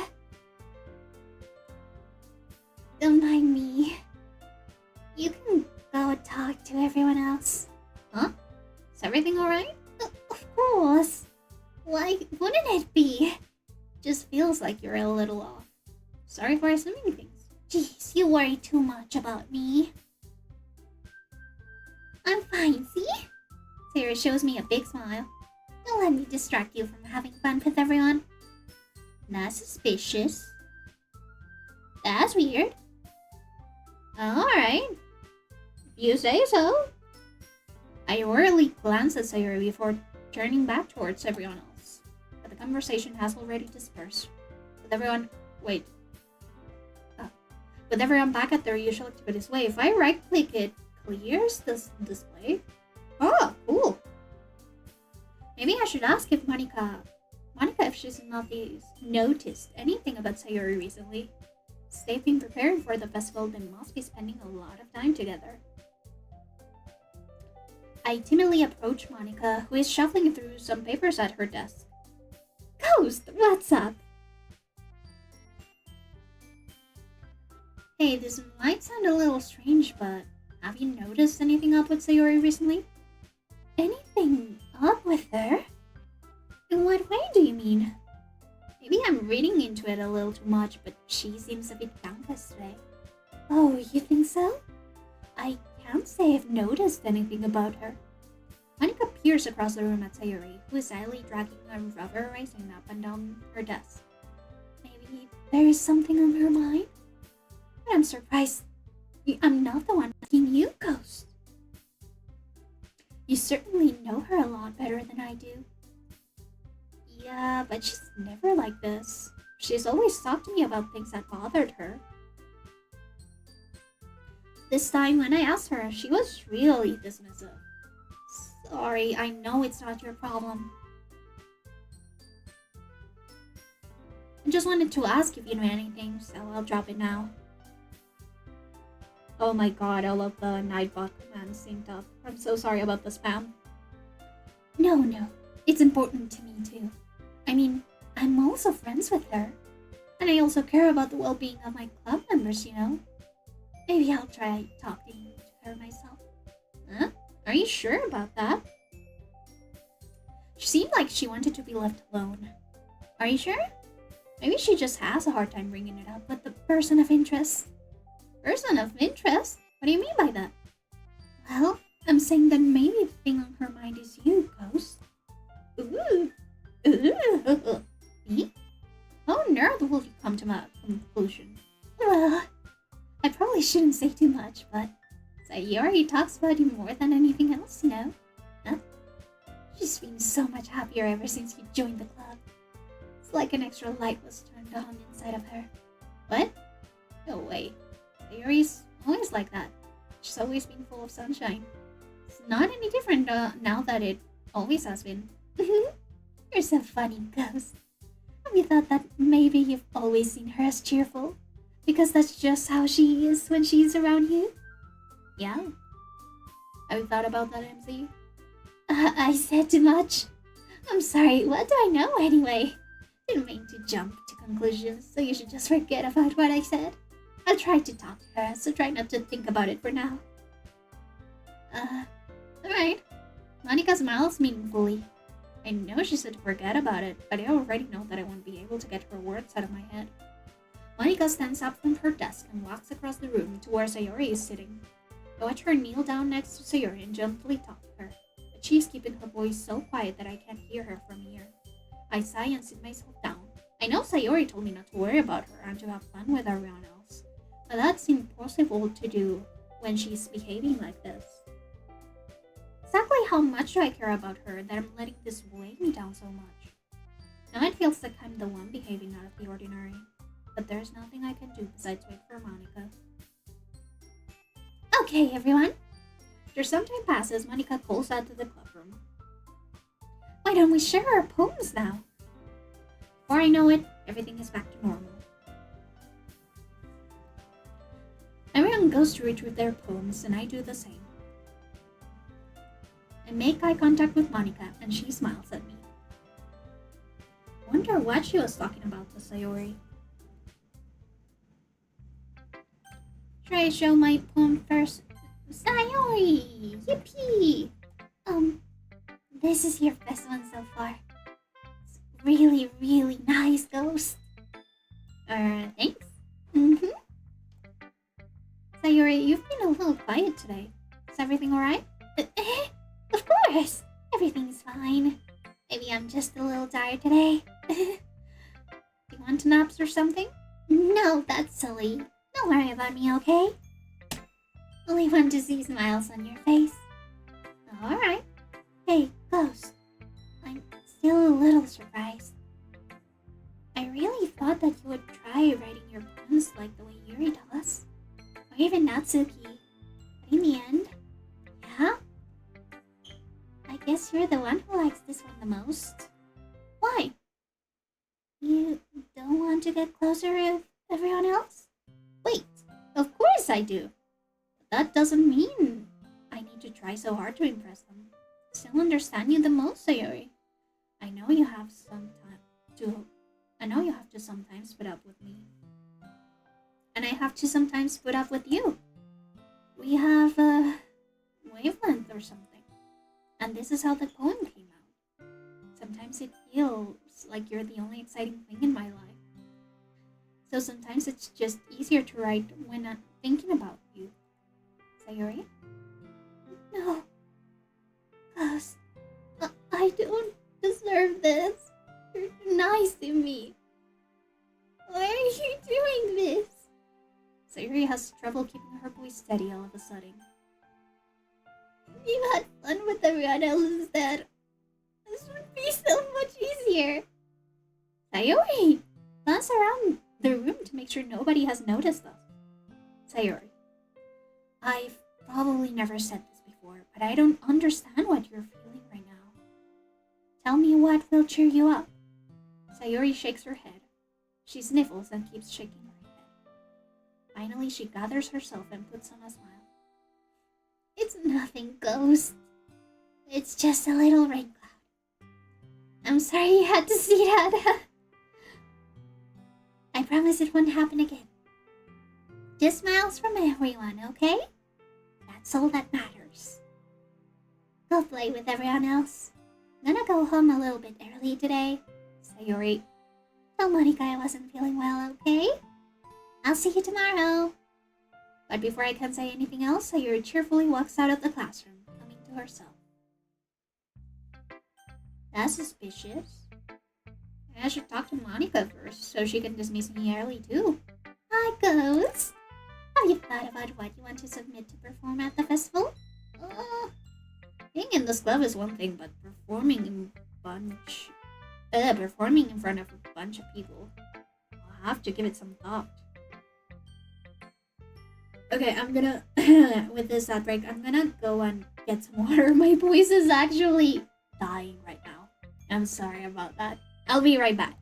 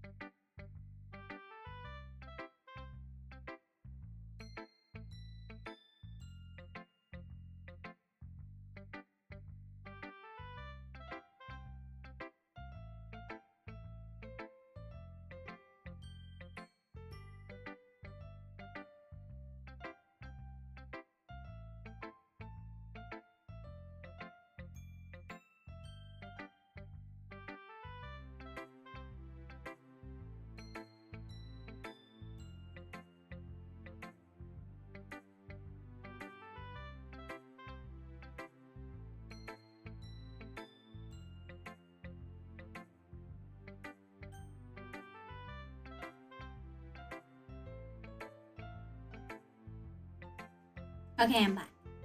Oh! Who won the Battle Royale? I'll have to give it... Ooh, Hybrid Dragon has won the Battle Royale. Nice! I'll have to give it some more thought. Okay, no pressure. Hopefully my voice is sounding a little bit better. I was starting to feel pretty worn out.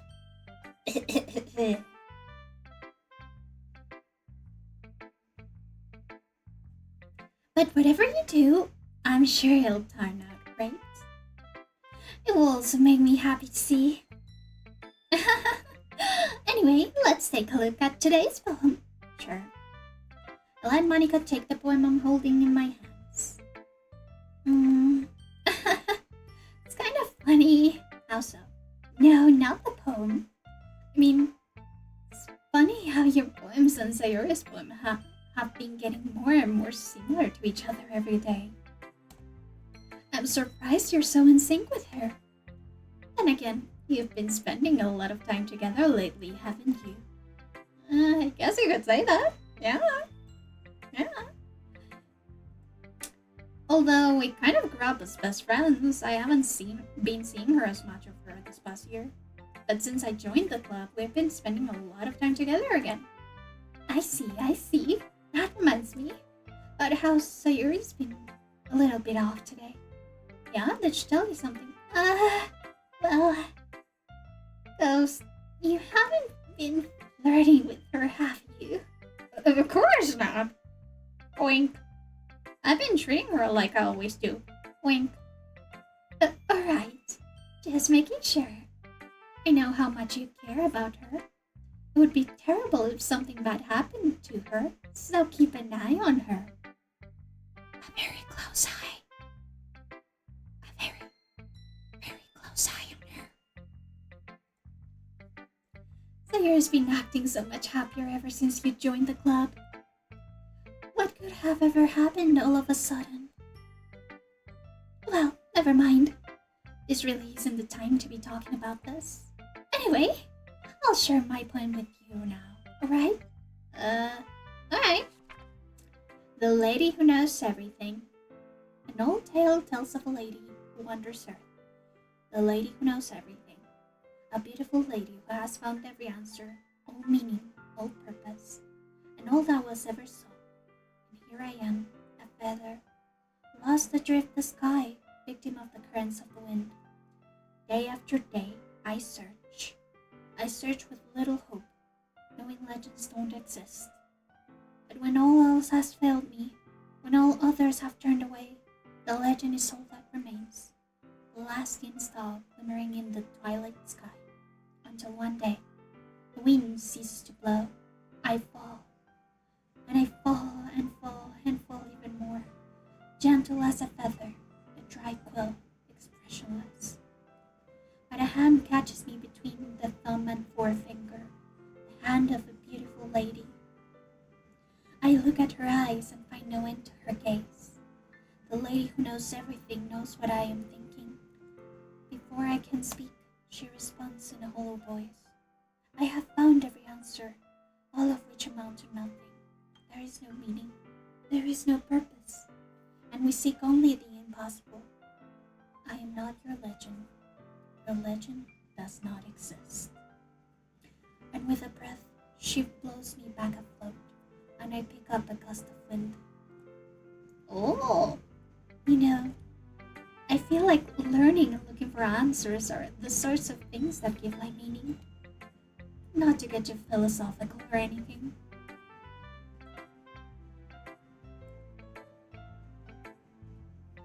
But it was kind of in my mind, so that's what I wrote about.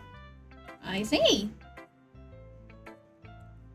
In a way, it's almost paradoxical. Because if we had all the answers, wouldn't the world start to lose its meaning? You know, there's one thing I noticed. It seems like everyone in the club prefers writing about things that are more sad than happy. Are you surprised? I mean, if everything was okay, we wouldn't really have anything to write about, would we? Humans aren't two-dimensional creatures. I think you know that better than anyone. mean, one-dimensional? Yeah, that! Anyway, here's Monica's writing tip of the day. Are you ever too shy you're sure you're writing because you're afraid it's not that good?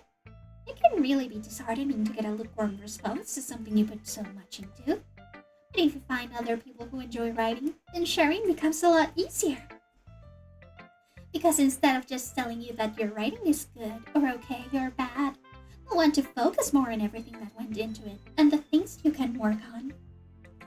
It's much more encouraging that way, and it will make you want to continue improving. It's almost like having your own little literature club, don't you think? That's my advice for today. Thanks for listening. I'm gonna show my poem to you next. Natsuki? This one's alright. Alright? Oh, yeah. About as good as yesterday's, anyway. See that what you're going for, but it's just not really my style. I mean, that's fine. Mostly just glad that you're trying a little bit. Well, of course Emily's trying. I don't have to be rude about it. Why are you so emotionally invested in my poems anyway? Isn't that more of a compliment to me? No, gross! It's not like I care. It's just that one of us in this club has to make sure you're not slacking off. Really? Oh, maybe ended up just scaring me away. That's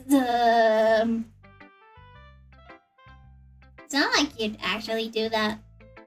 You're right. You're right. It's kind of fun to hang out here, even if I have to put up with you. Okay, rude.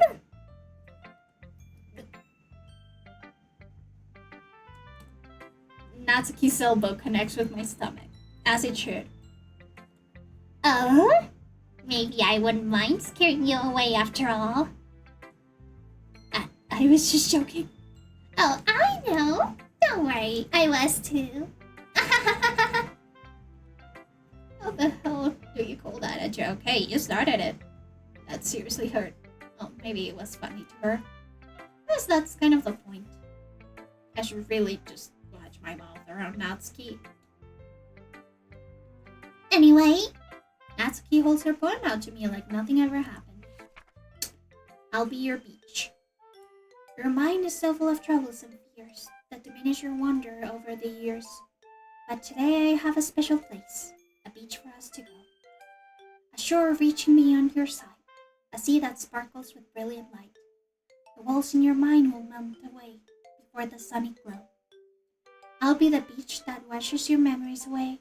I'll be the beach that you daydream about each day. I'll be the beach that makes your heart leap in a way that you thought had left you long ago. Let's bury your heavy thoughts in a pile of sand. Bathe in sunbeams and hold my hand. Wash your insecurities in the salty sea and let me see you shine. Let's leave your memories in a footprint trail. Set you free in my windy sail. And remember the reasons you're wonderful. When you press your lips to mine, I'll be the beach that washes your worries away. I'll be the beach that you daydream about each day. I'll be the beach that makes your heart leap in a way you thought had left you long ago. But if you let me by your side, your own beach, your own escape, you will learn to love yourself again. Aww, that's so cute! That's so cute! I felt like I kept writing about negative things, so I wanted to write something with a nice message for once. Besides, the beach is awesome. Kinda hard to write anything negative about the beach. So you decided to write about the beach first and then came up with the message later? Yeah, well, it's only because of what happened yesterday. I mean, after hearing it, I realized we kinda heard about the same thing. She wanted to pick a topic and have us both write about it or whatever. Ugh, you can really see her doing that too. You know, Natsuki, you didn't have to write a love poem about the beach. It didn't have to be a love poem. It didn't have to be romantic in any way. Making us write about a simple topic then trying to impress me by coming up with something all fancy. Oh, so you admit it. You admit that Yuri was trying to impress you. Well, it's not like I care. I just did it anyway. I mean, I guess mine ended up being kind of metaphorical too. There's nothing wrong with doing that once in a while. At the very least, it was good practice. 3. Y'all are totally lesbians with each other, and I support it. Well done, Ghost. You've definitely improved your writing over the course of these days.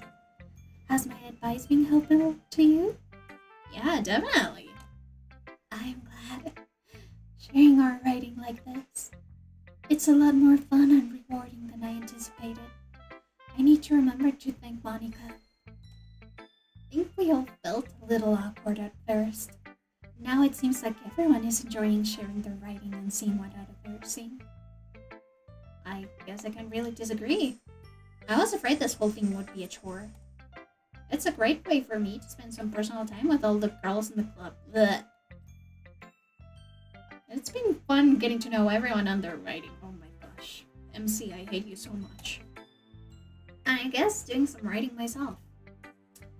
Well, have you learned anything about yourself, Ghost? Huh? Well, you know how I like to say that writing is a very personal way to get in touch with yourself. In the end, it doesn't matter if you're a good writer or a bad writer. And even my opinions are just opinions, you know? Anyways, as always, I believe what's most important is exploring and discovering yourself. That's comforting. Kind of afraid of disappointing you in some way or another. Why me? Well, you're always sophisticated with your writing, have the most advice to share. Is that so?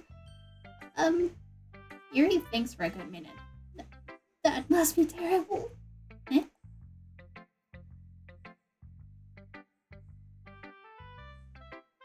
For me to have become someone whose opinions is person.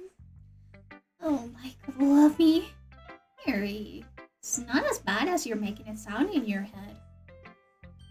I just meant that I respect your opinion. I see. I'm sorry that I always overthink and come to those sorts of conclusions. I'm just a little too used to it. Overthinking? Being disliked? Yuri. What am I saying? I'm sorry, I didn't mean to bring that up. Let's move on. Alright. You want to share your poem now? Okay, here. Beach. A marvel millions of years in the making, where the womb of earth okay. Chaotically? Chastically?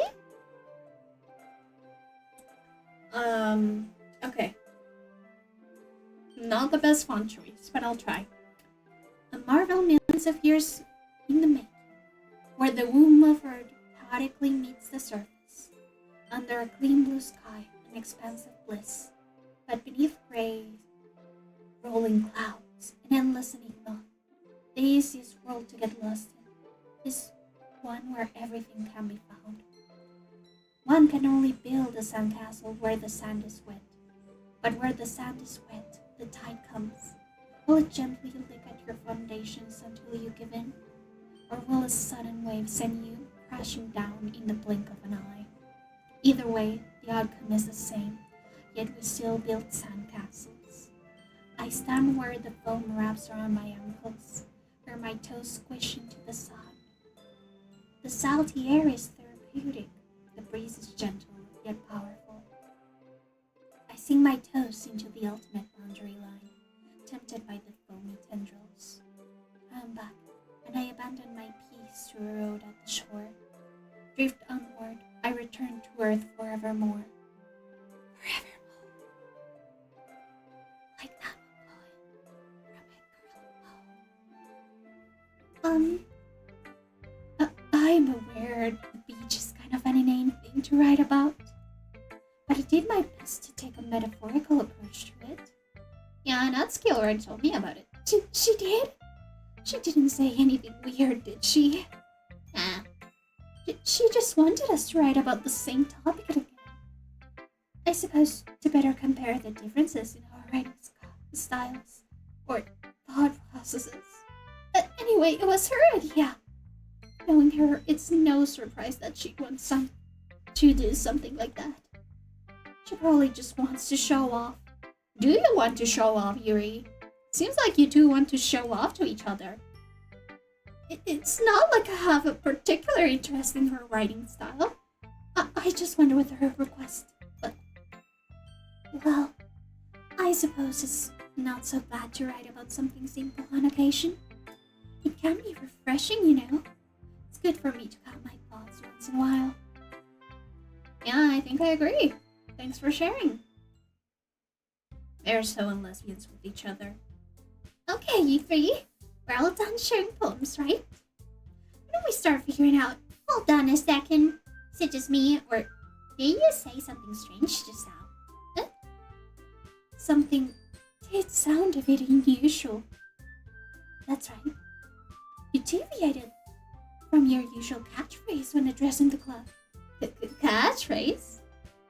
I don't have a catchphrase. Jeez. Why is the mood so weird today?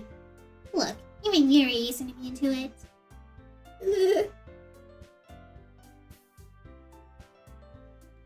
Stagnating air is coming foreshadowing that something terrible is about to happen. In your books, maybe. Look, the only thing different is that Sayori isn't here. It seems you're right. Sayori always helps lighting the mood a little bit, doesn't she? It's almost like everyone's balance is thrown off a little when she's not around. Where the heck did she run off to anyway?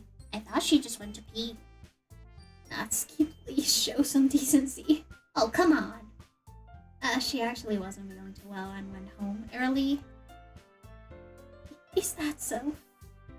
I hope she's alright. Seriously? All the times to not go home with her. You pick the time she's not feeling well? So much for you two being all lovey-dovey. No. First of all, stop misunderstanding my friendship with Sayori. And second, she's kind of been avoiding me today, so I didn't want to force it. Calm down, guys. I talked to her earlier and everything is fine. What did she say? Anyway, we need to figure out the rest of the festival preparations though. Let's decide what everyone will be doing this weekend. I already know what I'm doing. That's right. Natsuki will be making cupcakes. And we might need a lot of them in different flavors. Can you handle that all by yourself, Natsuki? Challenge accepted. And as for myself, I'm going to be printing and assembling all of the poetry pamphlets. Sayori will be helping me design them. And as for Yuri, you can, guys? Can you help me come up with something for Yuri? Oh, that's so embarrassing. I'm useless. No, that's not it at all. You're the most talented person here, you know? Now Natsuki's spouting too. Jeez, even I can tell now. Guess I never gave Sayori enough credit, but I can tell things are even harder on you when she's not around. That may be the case. But if I can't also be a leader on my own, then I won't grow as a person. So Yuri, you have beautiful handwriting, you know? So you could make some banners and decorations to help set the atmosphere. Atmosphere? Oh, the little smile! About that, I love atmosphere! Yuri's expression suddenly changes as she stares at her desk in focus and starts nodding to herself.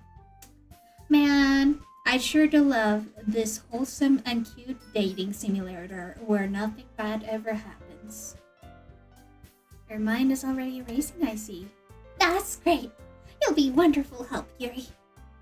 But anyway, that just leaves you, Ghost. One who is truly useless. Don't say that. In fact, let Natsuki and Yuri have some pretty heavy tasks to handle. I would probably go a long way to give one of them a hand. You could always help me out as well. I would be really appreciative of that. Monica suggested I spent the weekend with one of my club members. How on earth are they going to respond to a suggestion like that? I suppose I wouldn't mind a bit of help. Well, even if you don't know how to bake, there's always some dirty work I could give to you. It's not like Monica's going to give me a choice, and you shouldn't be sitting on your butt anyway. Natsuki tries to mumble a bunch of excuses like that. I recall, Natsuki, you mentioned that you would like to handle the baking on your own. Those may not like to be around if you only make him out to be a nuisance. So, therefore, he may be more suited to assisting with the decorations. Hold on, I never said that. How hard could it be to make a few decorations anyway? Sounds more like you're just making excuses for those two. What are you saying? It will be extremely meticulous work. Making isn't? Just what do you think? Guys, let's settle down for a moment. In the end, I think it's up to Ghost to decide how he'd like to contribute. Besides, he hasn't really gotten the chance to spend any time with me yet, you know? I'm sure he's interested in... You literally just said, I'm surprised as well. Sorry. What was you saying, though? Jeez, can we just settle this already? Yeah. Ghost, you're okay with this, right? In the end, it's up to you. Of course. Very well. In that case, Ren looks straight at me. But of course, I'm going to go with Sayuri. She was feeling bad. I mean, if it's going to be anyone, then I prefer helping Sayuri. I mean, we're already neighbors and... But Monica said that was Sayuri was helping her. Jeez. You really hate us that much? No. Sorry, I didn't mean for this to be difficult. Just think of the club, okay? I don't know. Both of them are really heavy tasks.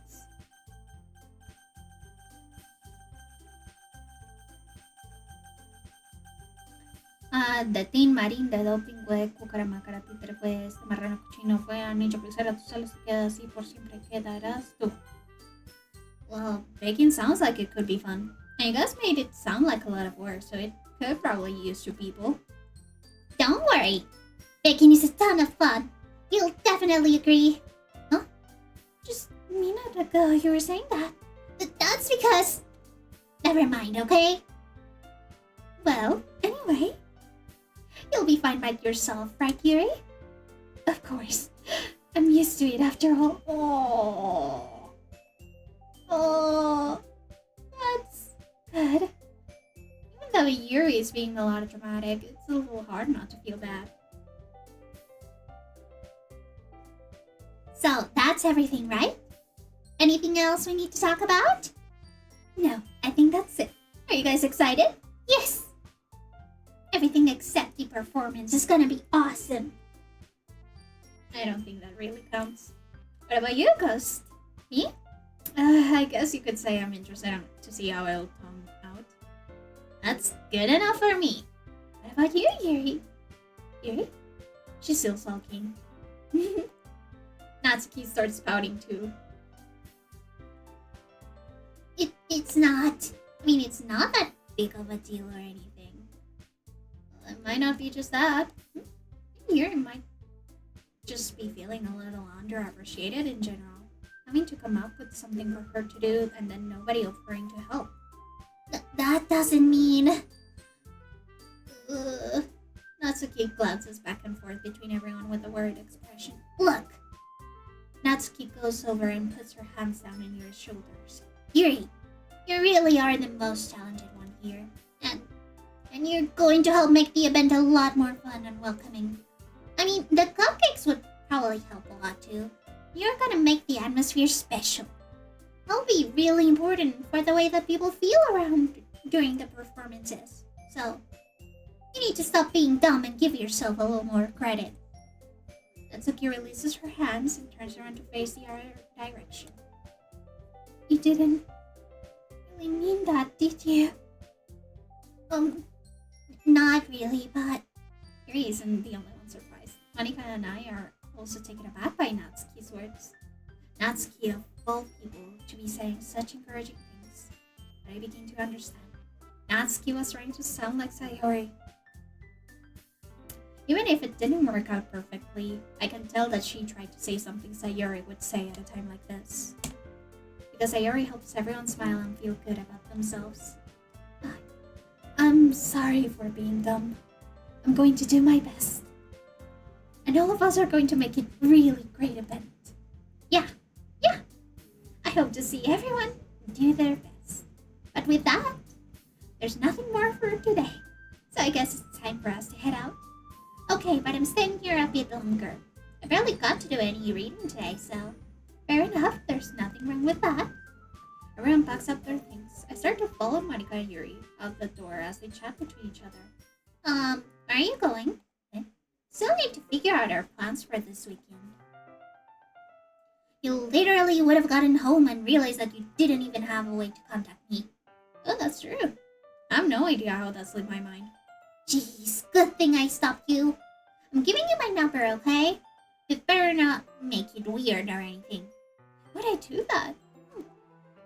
Natsuki gives me her number. Okay, coming over on Sunday. I'll bring all the ingredients. Wait, you're coming to my house? Well, yeah. What's wrong with that? I mean, I just figured that since I'm the one helping, I would be going to your house. Yeah, right. Like, I could have a guy over at my house. My dad would kill me. Really? That's kind of strict if you ask me. Yeah, how do you think I feel? Can't do anything when my dad is home. Anyway, I just needed to complain for a second. We have each other's numbers now. That's all I needed from you. Guess I'll text you when I'm coming over.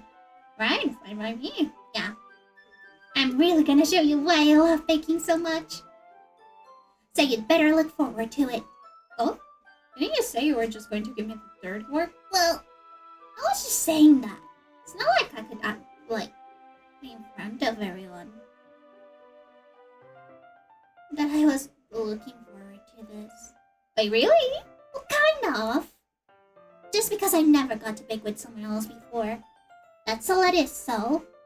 Right, I get it. Sorry for overreacting. Yeah, I'll be heading out now. See you on Sunday. Never mind.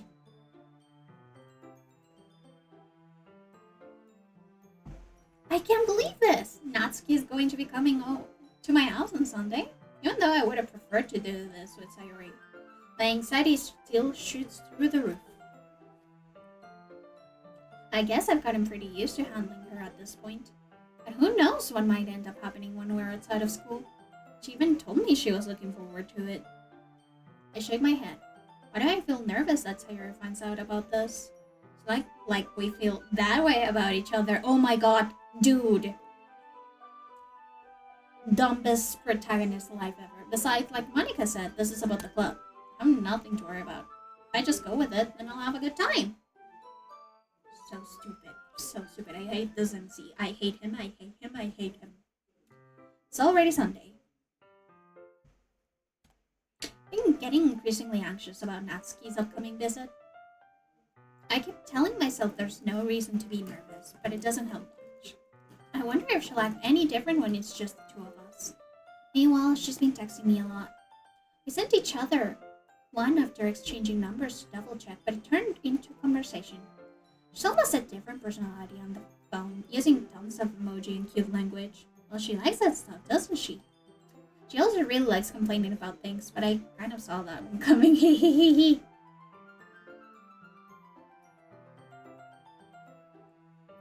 But putting Natsuki aside, I haven't heard a thing from Sayori since she left the club the other day.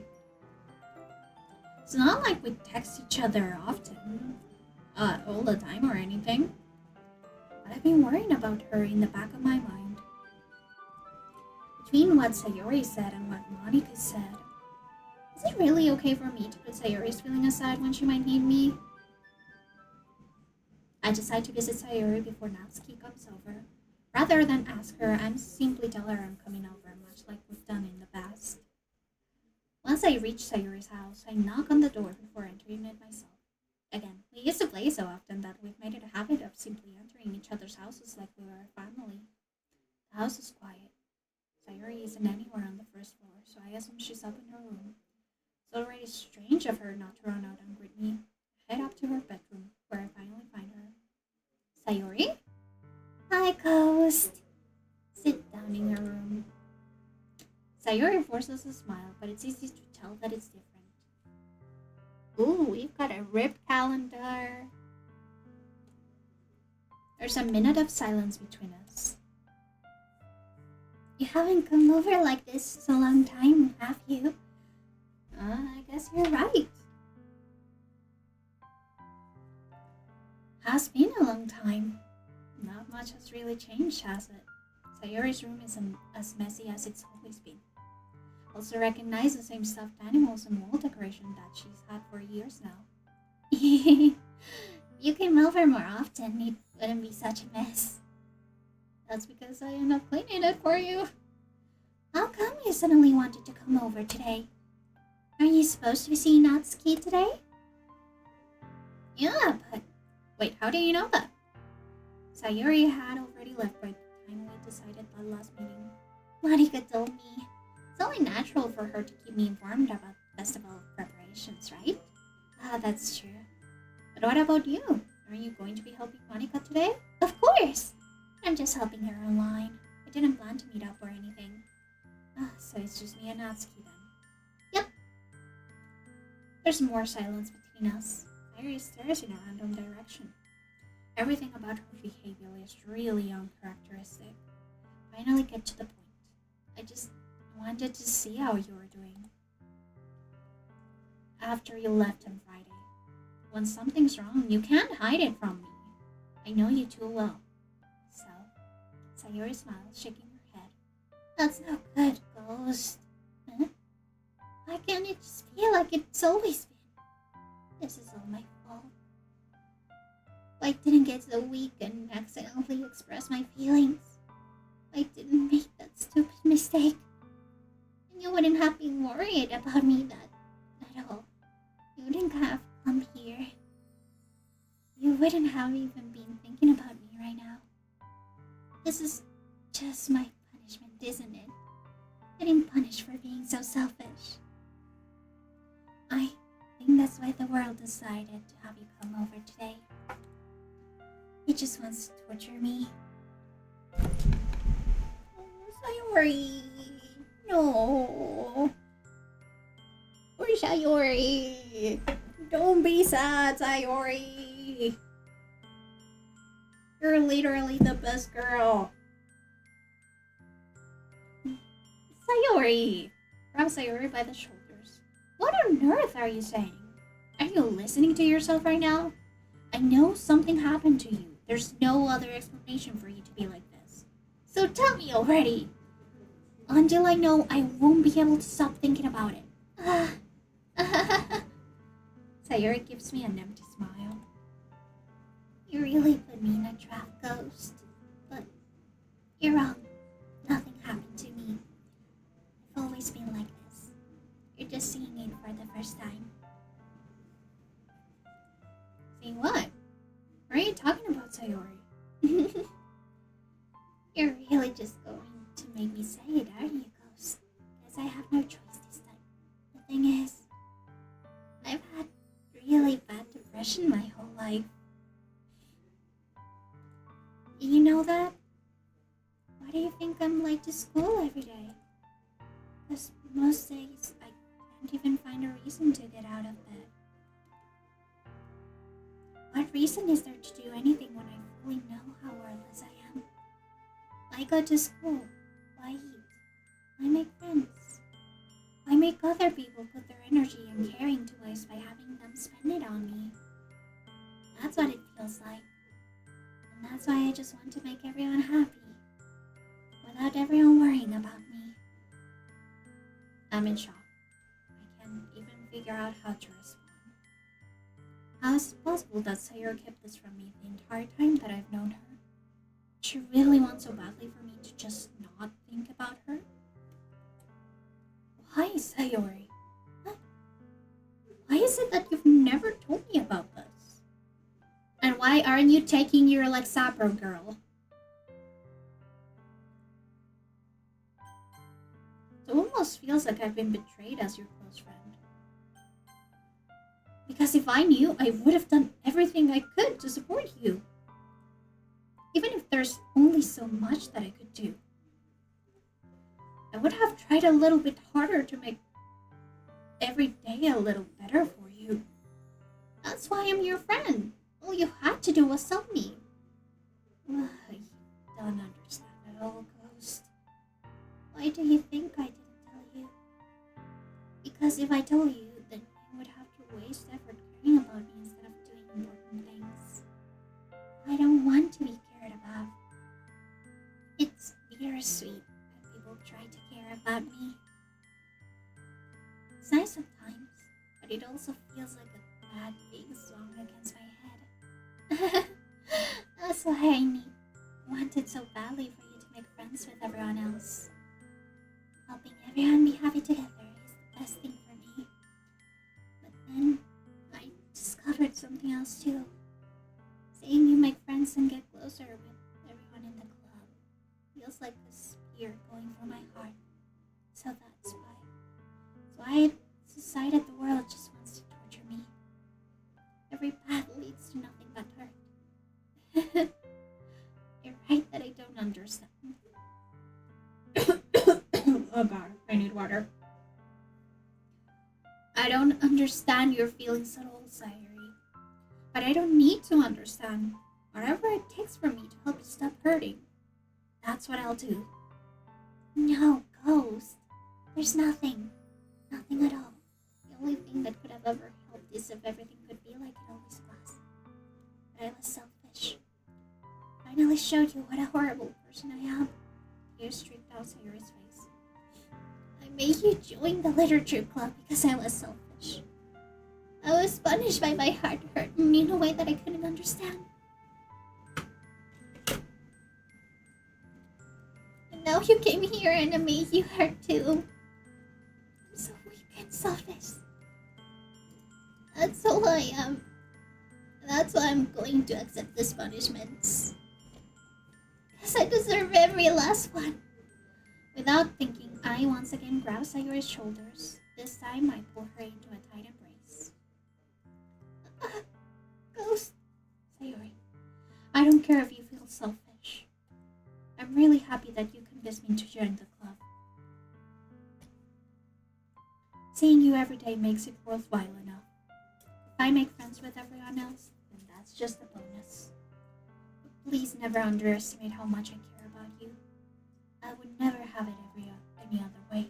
Ghost. Sayuri isn't hugging me back. Despite my arms being wrapped around her, Sayuri's arms remain at her sides. She starts sobbing next to my ear. Oh, don't do this to me. Please don't do this. Ghost. Sayuri barely manages to speak between herself. I don't know if I'm doing the right thing, but all I want is for her to know that I care. You have it in you to call yourself selfish, and you have to let me be selfish too. No matter what it takes, I'll figure out what needs to change. I'll make these feelings go away, and if there's anything that you need me to do, then you'd better tell me. I'll get mad if you don't. I don't know. I don't know. Gently, Sayuri finally puts her arms around me in return. I don't know anything. It's really scary. I don't understand any of my feelings, Ghost. The only time I'm not feeling nothing is when I'm feeling pain. But your hugs are so warm. That's really scary too. Sayuri lets me go. She does so, I let her go as well. The festival is tomorrow. Yeah. It's going to be fun, right? Yeah. How would you like me to spend it all with you? It's what I want. I promise. I think that would be nice then. Yeah.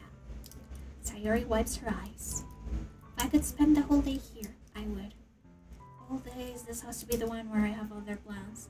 Maybe I should cancel. No, don't! Please don't.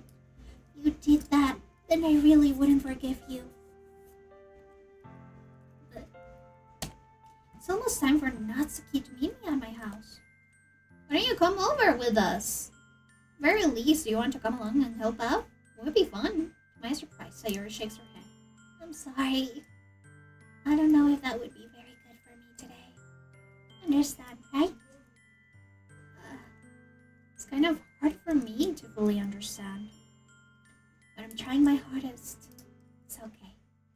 Don't worry too much about it. I'll see you tomorrow, okay? Alright, I look forward to it.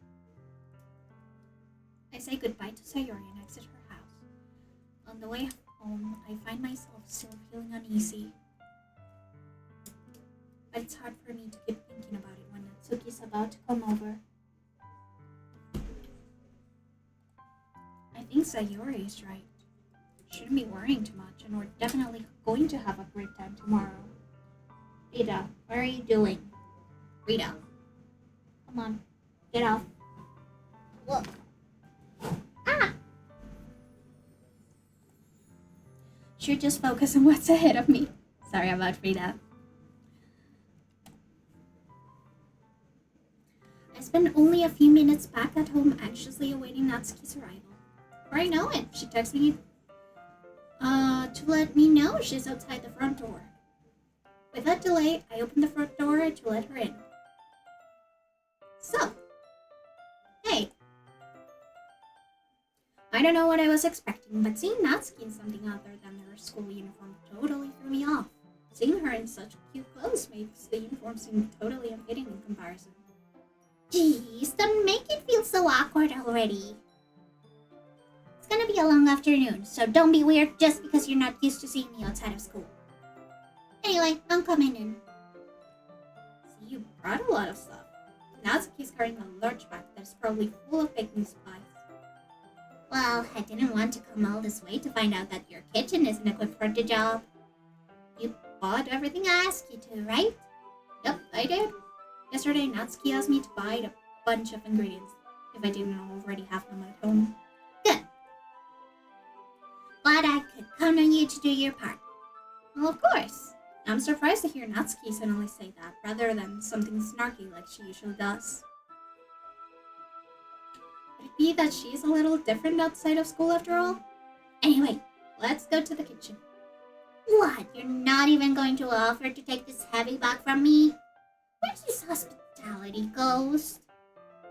Come on. Since when did I need to be a gentleman? Grab the bag Natsuki holds out for me. This is ridiculously heavy. Carried that all the way here. Are you impressed? I see now. Yeah, I'm impressed, Natsuki. Seems like I always underestimate you. It's because I'm so small, isn't it? You jerk. Natsuki hits a fist into my chest. Hey, your size has nothing to do with it. Do you really hate being small that much? Huh? It's not like I hate it. I mean, sometimes I like proving people wrong when they only think I'm worth my size. It's fun when I get to be small and also better than other people. So true. But, jeez, never mind. What are you making me say? Don't think you can make me talk about weird things just because we're not at school. Are we getting started or what? There's a lot of stuff I gotta teach you.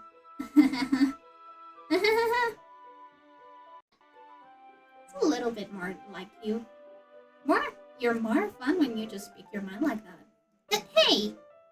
Now you are treating me like a kid.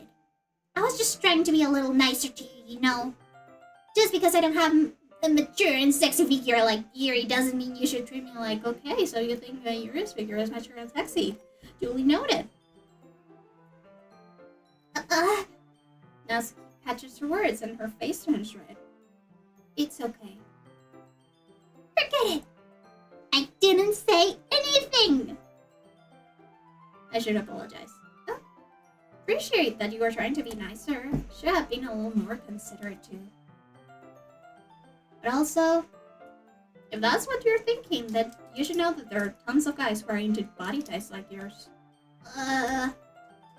How would you know that anyway? Just trust me on this one. Gross. Hey! What's that to me? What else?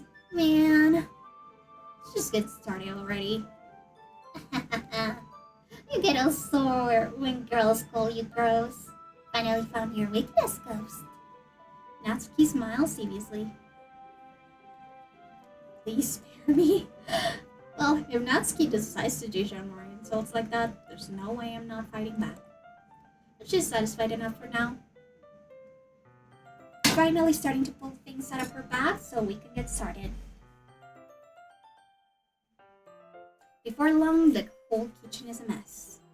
Spoons, dirty bowls, flour, spilled fluid, and plastic bags are strewn about every countertop. The mixer isn't big enough to make all the batter at once, so we've had to do it several times. Meanwhile, Natsuki is babysitting all of my movements to make sure I don't mess up her precious bacon. Ghost, where did you put the food coloring? The butter's going to be on the oven soon, so I need to fill the trays. I think it's on the bag next to the table. What are you using it for? To color the batter, of course. Making each tray a different color. That way, even if the flowers aren't different, everyone can still pick their favorite. That's a cute idea. Are we doing anything like that with the icing? You want to? Ask me? I don't really have a preference though. Come on! You're not putting any heart into this at all. Can you at least try to have fun? Having fun? I'm not really sure what Natsuki's trying to get out of me. Meanwhile, I see her separate the batter into smaller bowls and put a few drops of coloring into each. That does look pretty cool. See? It's not like baking is just about following instructions. The presentation is where you get to be creative and have the most fun. It's a million times more worth it in the end if just looking at it makes everyone's eyes lighting up. Like the ones you made on my first day, huh? I recall Natsuki probably presenting her cat-shaped cupcakes in Sayori and Monika's delighted expressions. I wonder if I could make Natsuki proud like that too. Yeah, maybe I will use food coloring then. Sounds like you're starting to understand. Just make sure you completely finish mixing the icing before you mess with the food coloring. Yep, it's getting there. We were using the electric mixer for the batter, so I got stuck with a whisk and a huge bowl for the icing. Yeah? The icing's still lumpy. Are you even trying? Oh yeah, it'll just take a little longer. Jeez, I'll be here all night if you do it like that. Here, look. Natsuki grabs the whisk from me and uses her other hand to tilt the bowl back. You really need to beat the crap out of it. After a few seconds, the consistency of the icing has really improved. Oh my goodness, she is strong. I have beat icing by hand, and it is a struggle. It takes so long. See? To emphasize, Natsuki sticks a finger in the icing and pops it in her mouth. I reluctantly start to do the same. Hey! Natsuki suddenly rubs my wrist. I don't want your gross fingers in my icing. Your icing, eh? You're forgetting who did all the work? Start to fight back. Try to reach my finger towards the bowl. Don't make me beat the crap out of you next. Like to see you try. Push harder, just enough for my finger to reach the icing. Triumphantly scooped some with my finger, just as Natsuki tugs with all her might. Force of Natsuki pulling me causes me to stumble, making her stumble in turn. Gross! You cut it on my face. And whose fault is that? Yours, of course. There's a big blob of icing in Natsuki's cheek. She tries to reach it with her tongue, but it's too far away. Jeez. You know what? Take this. Natsuki instead wipes it off her finger before shoving her finger toward my own face. You wish. And faster. Grab her wrist with my hand before it reaches my face. Natsuki tries to use her other hand to fight back, but I grab that one as well. Stop. Not until you apologize for calling me gross. Fine. I'm sorry for calling you gross. You know I don't mean it. It's not seeing you react to it. You do that all the time, you know. Saying dumb things just to get a reaction out of me. You really shouldn't tease girls like that. That's all. In that case, I should probably shouldn't do this either. Ew! I take Natsuki's finger and put it in my mouth, licking off the icing. What? seriously just... Natsuki's so surprised that she can't even figure out how to get mad at me. Her face is entirely red. Ew! Gross. Gross. You really shouldn't do that kind of thing to girls, unless you really like them. You know that, right? Also, hello, Movie420! It's been a while since you've been here, but hello! Welcome back. What kind of question is she asking me just like that? Oh my goodness. MC, could you be even more oblivious? How did the mood turn into this so quickly? Yeah, the time difference, you're right. Natsuki gazes at me in silence. I notice her shallow breaths. Why am I starting to feel dizzy? Why? Out of nowhere, the fire alarm starts going off. Oh my god! Something burning? Yes! No wonder. You left a dirty tray in there, dummy! How could you make a mistake like that? Oh, it's super late for you. It's just midnight for me right now. But yeah, I've been doing fine. My throat, is killing me. Though, because I've been trying to voice this game as best as I could. But I think that I'm going to end the stream once I am done with at least the first ending. Where nothing bad ever happens and everyone lives happily ever after. You should have checked before turning the oven on. Don't blame me for your mistakes. Jeez. Natsuki uses an oven mitt to grab the blackened tray out of the oven. She sets it on top of the stove. In another moment, the fire alarm stops. Anyway, I'm putting them in the oven now. Yep. The tension from the moment before still lingers over our heads, but the moment has already been lost. Watch as Natsuki slices the cupcake trays into the oven. Then I reluctantly pick up the whisk and continue with the icing like nothing ever happened. Did you even wash it? Ah, that smells so good! The cupcakes are ready to be pulled out of the oven. Oh, Moby, also, by the way, we have little wisps now.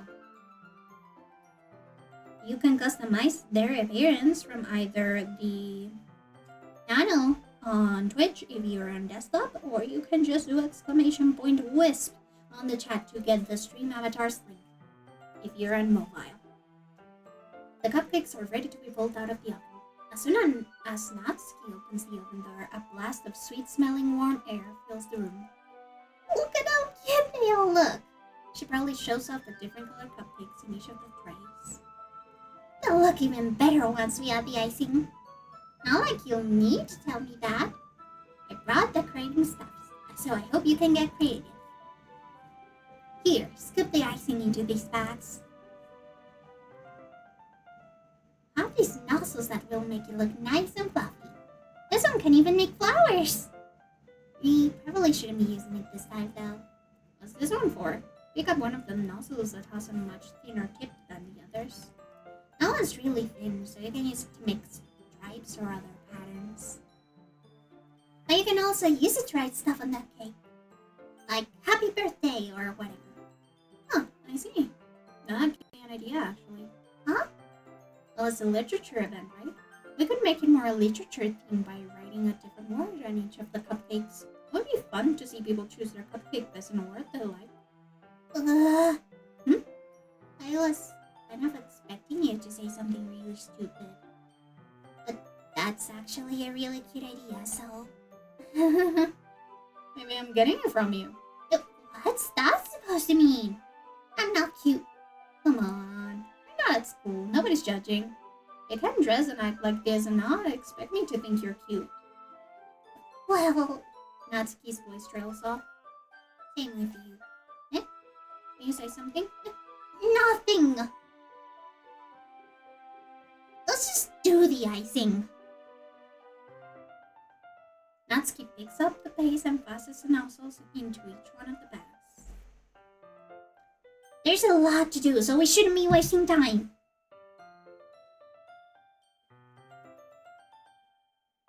Here, I'll show you how to do it. Without giving me a chance to think about it before, Natsuki quickly moves on. She shows me how to apply the icing, and then we each get to work.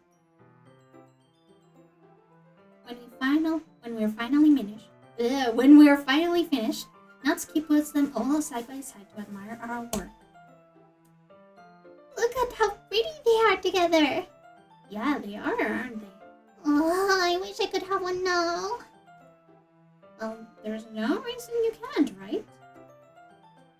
I don't see any harm in that. Well, yeah, but my dad's making dinner tonight, so I really need to save my appetite. Sayuri is the exact opposite in that regard. If she was here, we'd probably be down 10 cupcakes already. And she would still eat dinner. Come on, that's just unhealthy. Besides, when my dad cooks, I need to eat as much of it as I can. Well, anyway, I was hoping we would have time for manga, but I need to be home for dinner. Oh, already? That's a shame. It's your fault for working so slowly. You should have thought about that. It's not like you'll always have this chance. Man. As usual, Natsuki places blame on me. You can bring the cupcakes tomorrow, right? You and Sayuri each carry some, then you can probably do it in one trip. I can do that. Don't worry, I'll let her eat any. I wish she would listen to me the way she listens to you. Yeah. Again, I can think back to the conversation I had with Sayuri earlier today. I felt so helpless. Sayuri always does listen to me, but at that point, it felt like she couldn't listen to me at all. Okay, I'm all packed up. Good work today. You do. I'll lock you out, I guess. Just like that, Natsuki is already about to leave. Feels like the afternoon went by in a flash. More than that, did I even take the opportunity to get closer to her like I wanted? No, you didn't want to get closer to Natsuki because we are doing the Sayori route right now. Well, I guess I'll be off then. Thanks for all the help and everything. I'll see you tomorrow. Wait, Natsuki. You said before about not always having this chance. Doesn't have to be that way at all. I have fun today. You show me how fun baking can be like you wanted. But aside from that, you can come over anytime, okay? I think that if possible, I'd like to spend more time like this. If you want to read manga or go out somewhere. You really mean that? Natsuki looks at me tensely, like she's trying to hide her expression. Yeah, I want to spend more time with you. I make it sound so platonic. Ghost, I thought you only cared about getting this done. Sorry I had to leave so early today. I really didn't want to. I would really stay here longer if I could. The same way as you, so... Natsuki suddenly gets closer to me. Wait, Natsuki? Standing inches from me, Natsuki looks up at me. I feel her fingers gently clutch at the sides of my shirt, as if holding on to me. Her rose-colored cheeks and matching eyes fill my vision, along with her slightly parted lips. What is happening? My head starts to go dizzy as I feel her soft breaths against me. I felt it for a while now. Natsuki suddenly jumps back. Sayori? Hi, Ghost. Sayori! Just now we weren't. It's okay, Ghost. I just dropped by to say hi. Well, you should have come a little earlier. I'm already on my way out, so... Aw, really? That's too bad. Yeah, well, we'll still see you at the festival tomorrow, so it's fine. Just don't eat any cupcakes before then. Anyway, later. Clearly flustered, Natsuki hurries off and Sayuri waves goodbye. Sayuri, I thought you didn't want to come over today. Well, I tried staying in my room. My imagination was being really mean to me. I had to come over here and see it for myself. See what? What are you talking about? You know, how much fun you were having with Natsuki. close you got to her. And it makes me really happy. Like, you made such good friends. That's all that matters to me. Tears start to fall down Sayuri's face. That's all that matters to me. Am I feeling this way, Ghost? I'm supposed to be happy for you. It doesn't feel like my heart is splitting in half. It hurts so much. Everything hurts so much. This would be so much better if I could just disappear. Sayuri, don't say that. It's true, Ghost. I wasn't here, then you wouldn't have to waste your sympathy on me. You wouldn't have to put up with me being selfish. Monica was right. Should just... Monica? Monica was right about what? Sayuri, what I said before is true. I'm not going to let this continue. Caring about you like this isn't the burden your mind is making it out to be. It's something that makes me happy. It's something that I wouldn't trade for anything else. So even if it takes an entire lifetime, I'm going to be by your side until you don't feel any more pain. But... Sayuri looks away, put a hand on her shoulder to reassure her. I'm scared, Ghost. I'm really scared. What are you scared of, Sayuri? I'm scared that I might like you more than you like me. Sayuri? It's true, isn't it? I was weak and started to like you too much. I did this to myself. Ghost. I like you so much that I want to die. That's how I feel. That's enough, Sayuri. I don't want you to hurt anymore. Slide my hand down Sayuri's arm and squeeze her hand in my own. Do you remember how I said I always know what's best for you? You still believe me? Wordlessly, Sayuri nods. Even if you don't understand all of your own feelings. I know what you need the most right now. And that's what I'm going to give to you.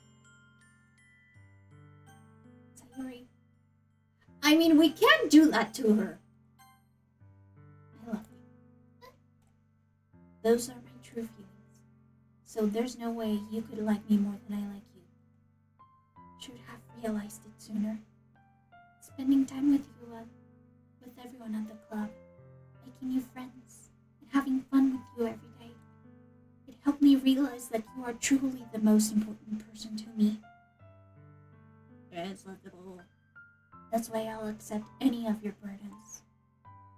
As long as we continue like this every day, with you by my side, then I know we'll be both happy. Ghost.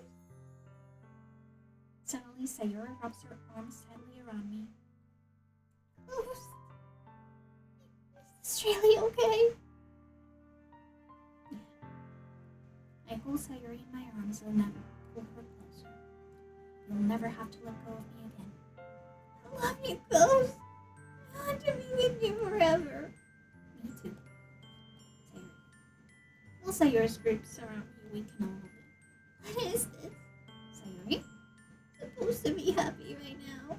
I always thought this would be the happiest moment of my life. Why? Even now? Why won't the wrinkles go away?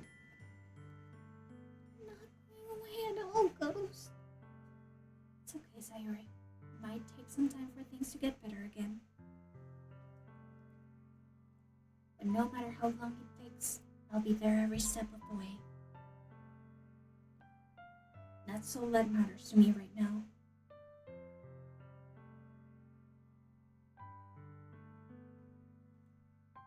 Okay. I trust you. Sayuri and I slowly release each other. So, I guess that makes the festival tomorrow our first date, huh? What are you saying? I don't want to think about those things, you know? I want everything to be the same as it always has been. Even if we really are a couple. I don't know if I could handle anything more right now. It's really new and scary to me.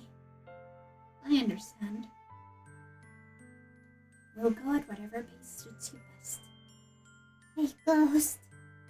Sayuri gazes at me once again, smiling sadly. Even if I get really, really sad, this is the best thing for me, right? Huh? I really understand what Sayuri means by that. Are you saying this is making you feel sad, Sayuri? I don't know. I don't understand what I'm feeling. It felt like a bunch of thorns when you told me you love me. That's why I want to trust you. You know what's best for me. Yeah, I do. That's my promise. I say that, but in reality, I've never felt more uncertain when it comes to Sayuri. I know that I love her and she loves me, but I'm having as much trouble understanding Sayuri's feelings as she is. Even though I can comfort her, I keep wondering if I should be doing something more or something different. I know these thoughts will continue to plague me until things go back to the way they were. Is that what Sayuri meant by not wanting anything to change? I don't know. But I know that I'll give it everything I've got. Sayuri is the most important person to me, and I'll do whatever it takes to have a happy future with her. Ooh, we're so close, you guys. Of all days, I expected this to be the one where I'd be walking to school with Sayuri. But Sayuri isn't answering her phone. I considered going to her house to wake her up, but decided that's a little too much. Meanwhile, the preparations for the event should be nearly complete. I managed to carry all the cupcakes myself by carefully stacking 2 trays. Natsuki is already texting up a storm, but I can't respond thanks to my hands being full. Funnily enough, I probably feel the same way as Natsuki about the event. I'm more excited for it to be over so I can spend time with Sayuri and Natsuki at the festival. Just spend time with Sayuri, you fucking jerk. Knowing Monica, I'm sure the event will be great too. Ghost, you're the first one here. Thanks for being early. That's funny. I thought at least Yuri would be here by now. Monica's placing little booklets on each of the desks of the classroom.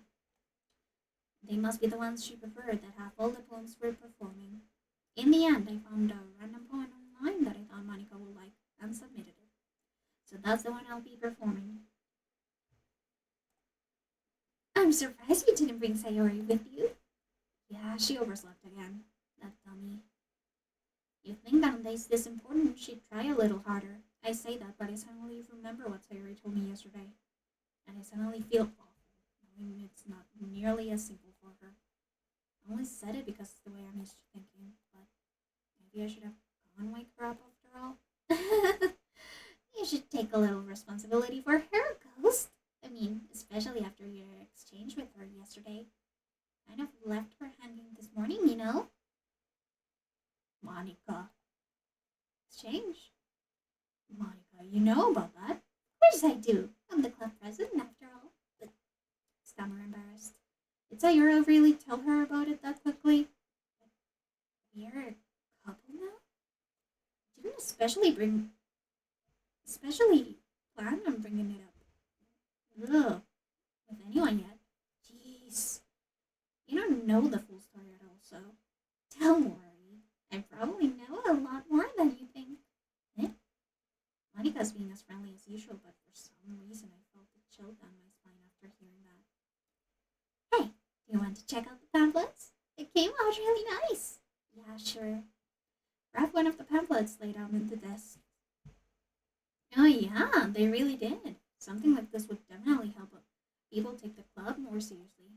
Yeah, I thought so too. Flip through the pages. Each member's poem is neatly printed its own page, giving it an almost professional feel. I recognize Natsuki and Yuri's poems from the ones they performed during our practice. What's this? Look to Sayori's poem. It's different from the one she practiced. It's one I haven't read before.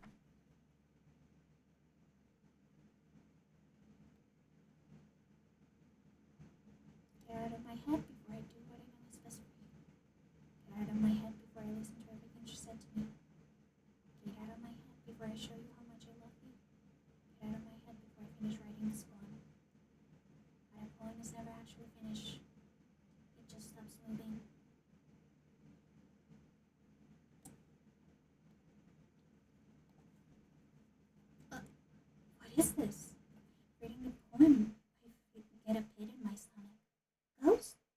What's wrong?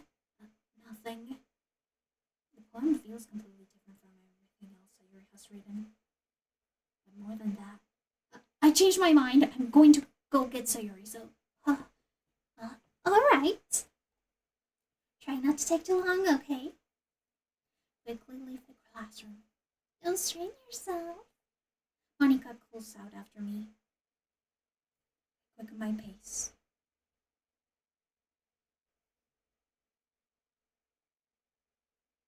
I'm going to end it at the exciting part, since I've already gone over my usual stream schedule. But yes, we're getting to the exciting part. What was I thinking? Should have tried a little harder for Sayori. It's not a big deal to at least wait for her or help her wake up. Even the simple gesture of walking her to school makes her really happy. Is it? Hello? Maybe I'm just not close enough. Hello? Besides, I told her yesterday that things would be the same as they always have been. But that's all she needs, and what I want to give her. I reach Sayori's house and knock on the door. I don't expect an answer since she's not picking up her phone either. I also take breaks to drink some water because my throat was killing me actually.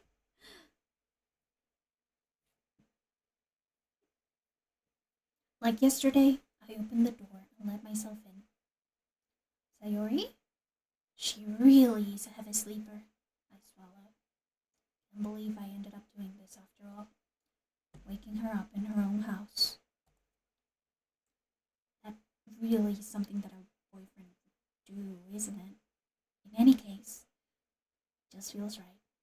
Outside Sayori's room, I knock on her door. Sayori? Wake up, dummy. There's no response. I really didn't want to have to enter her room like this. Isn't it kind of a breach of privacy? She really leaves me no choice. I gently open the door. Sayo?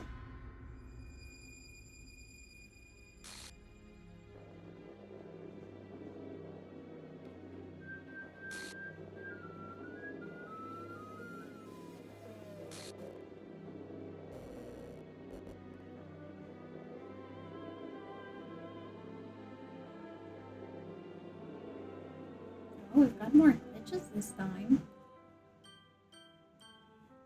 What the hell?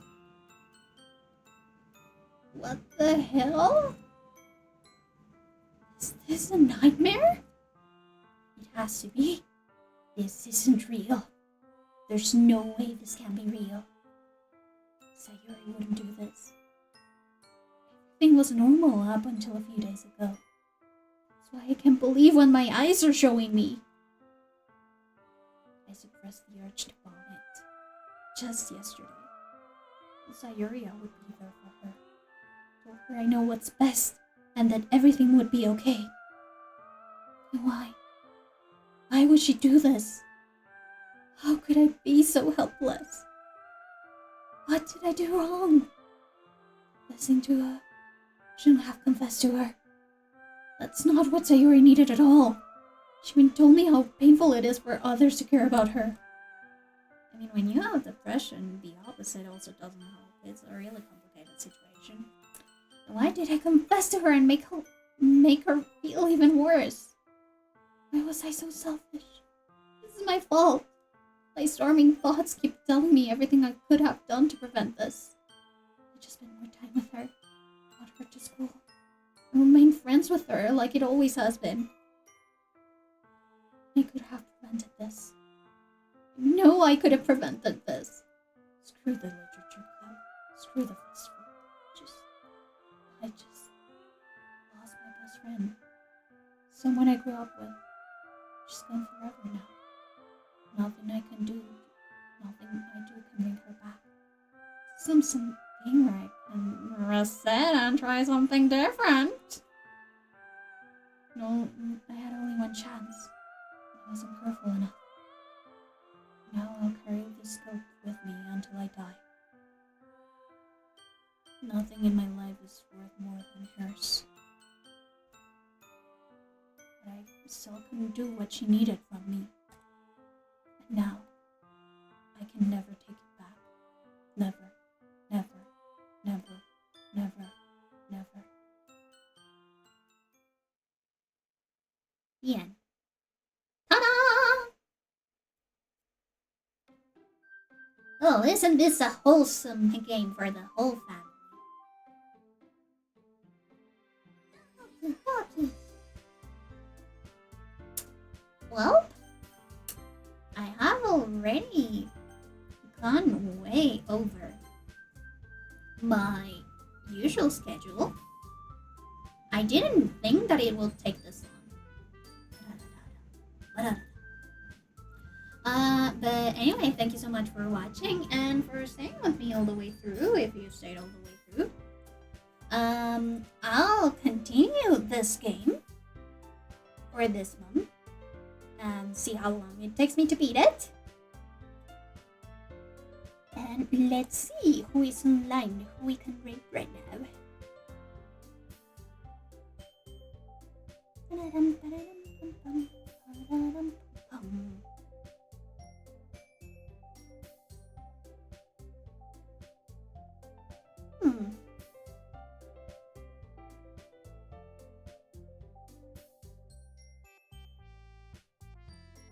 Oh, also, as always, thank you so much for coming. And thank you so much for seeing me play Doki Doki Literature Club Plus, even though technically I have already played the free version before. So I didn't have as much of a shocking of a reaction as probably some people expected of me. And it's okay, I had fun voice acting, even though my voice died more than once. And Saturday, I'll be continuing the game. As always, if you don't want to miss the stream, you can follow me. Or you can go to my newly created Discord. The only rule is to be nice. And here are my socials if you want to follow me there too. Since I also do art Mondays and Wednesdays. And I'm also a freelance illustrator who is open for commission right now. Wink wink. I cover them through both vegan and coffee. Also, we have our little wisps, and our little wisps are very cute. And you can now customize them to your heart's desire. Now, let's see who we can rate. We have already rated Maple Board this week. So let's see somebody new, since there's nobody else that is here I know that I follow or that I'm mutuals with. Let's see. Monster Hunter Y.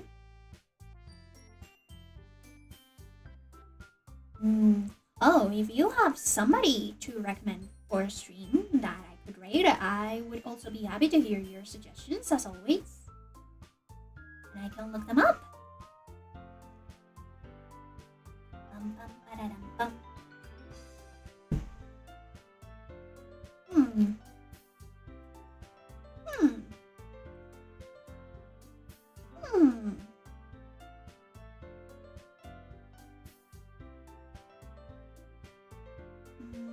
I think that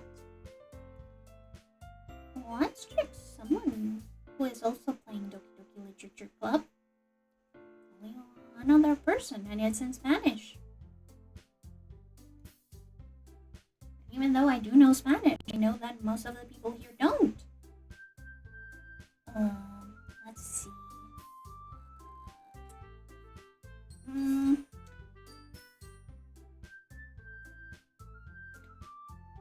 Let's maybe see somebody on art.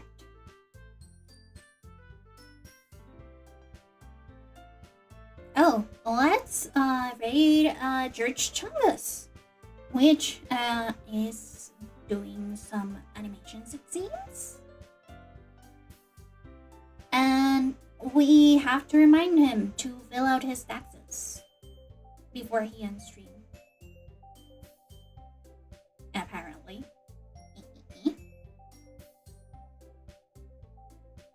So let's raid them. And here I have the raid message for the people who aren't subs. And here's the raid message for subs, so that you can have little ghosts floating around either way.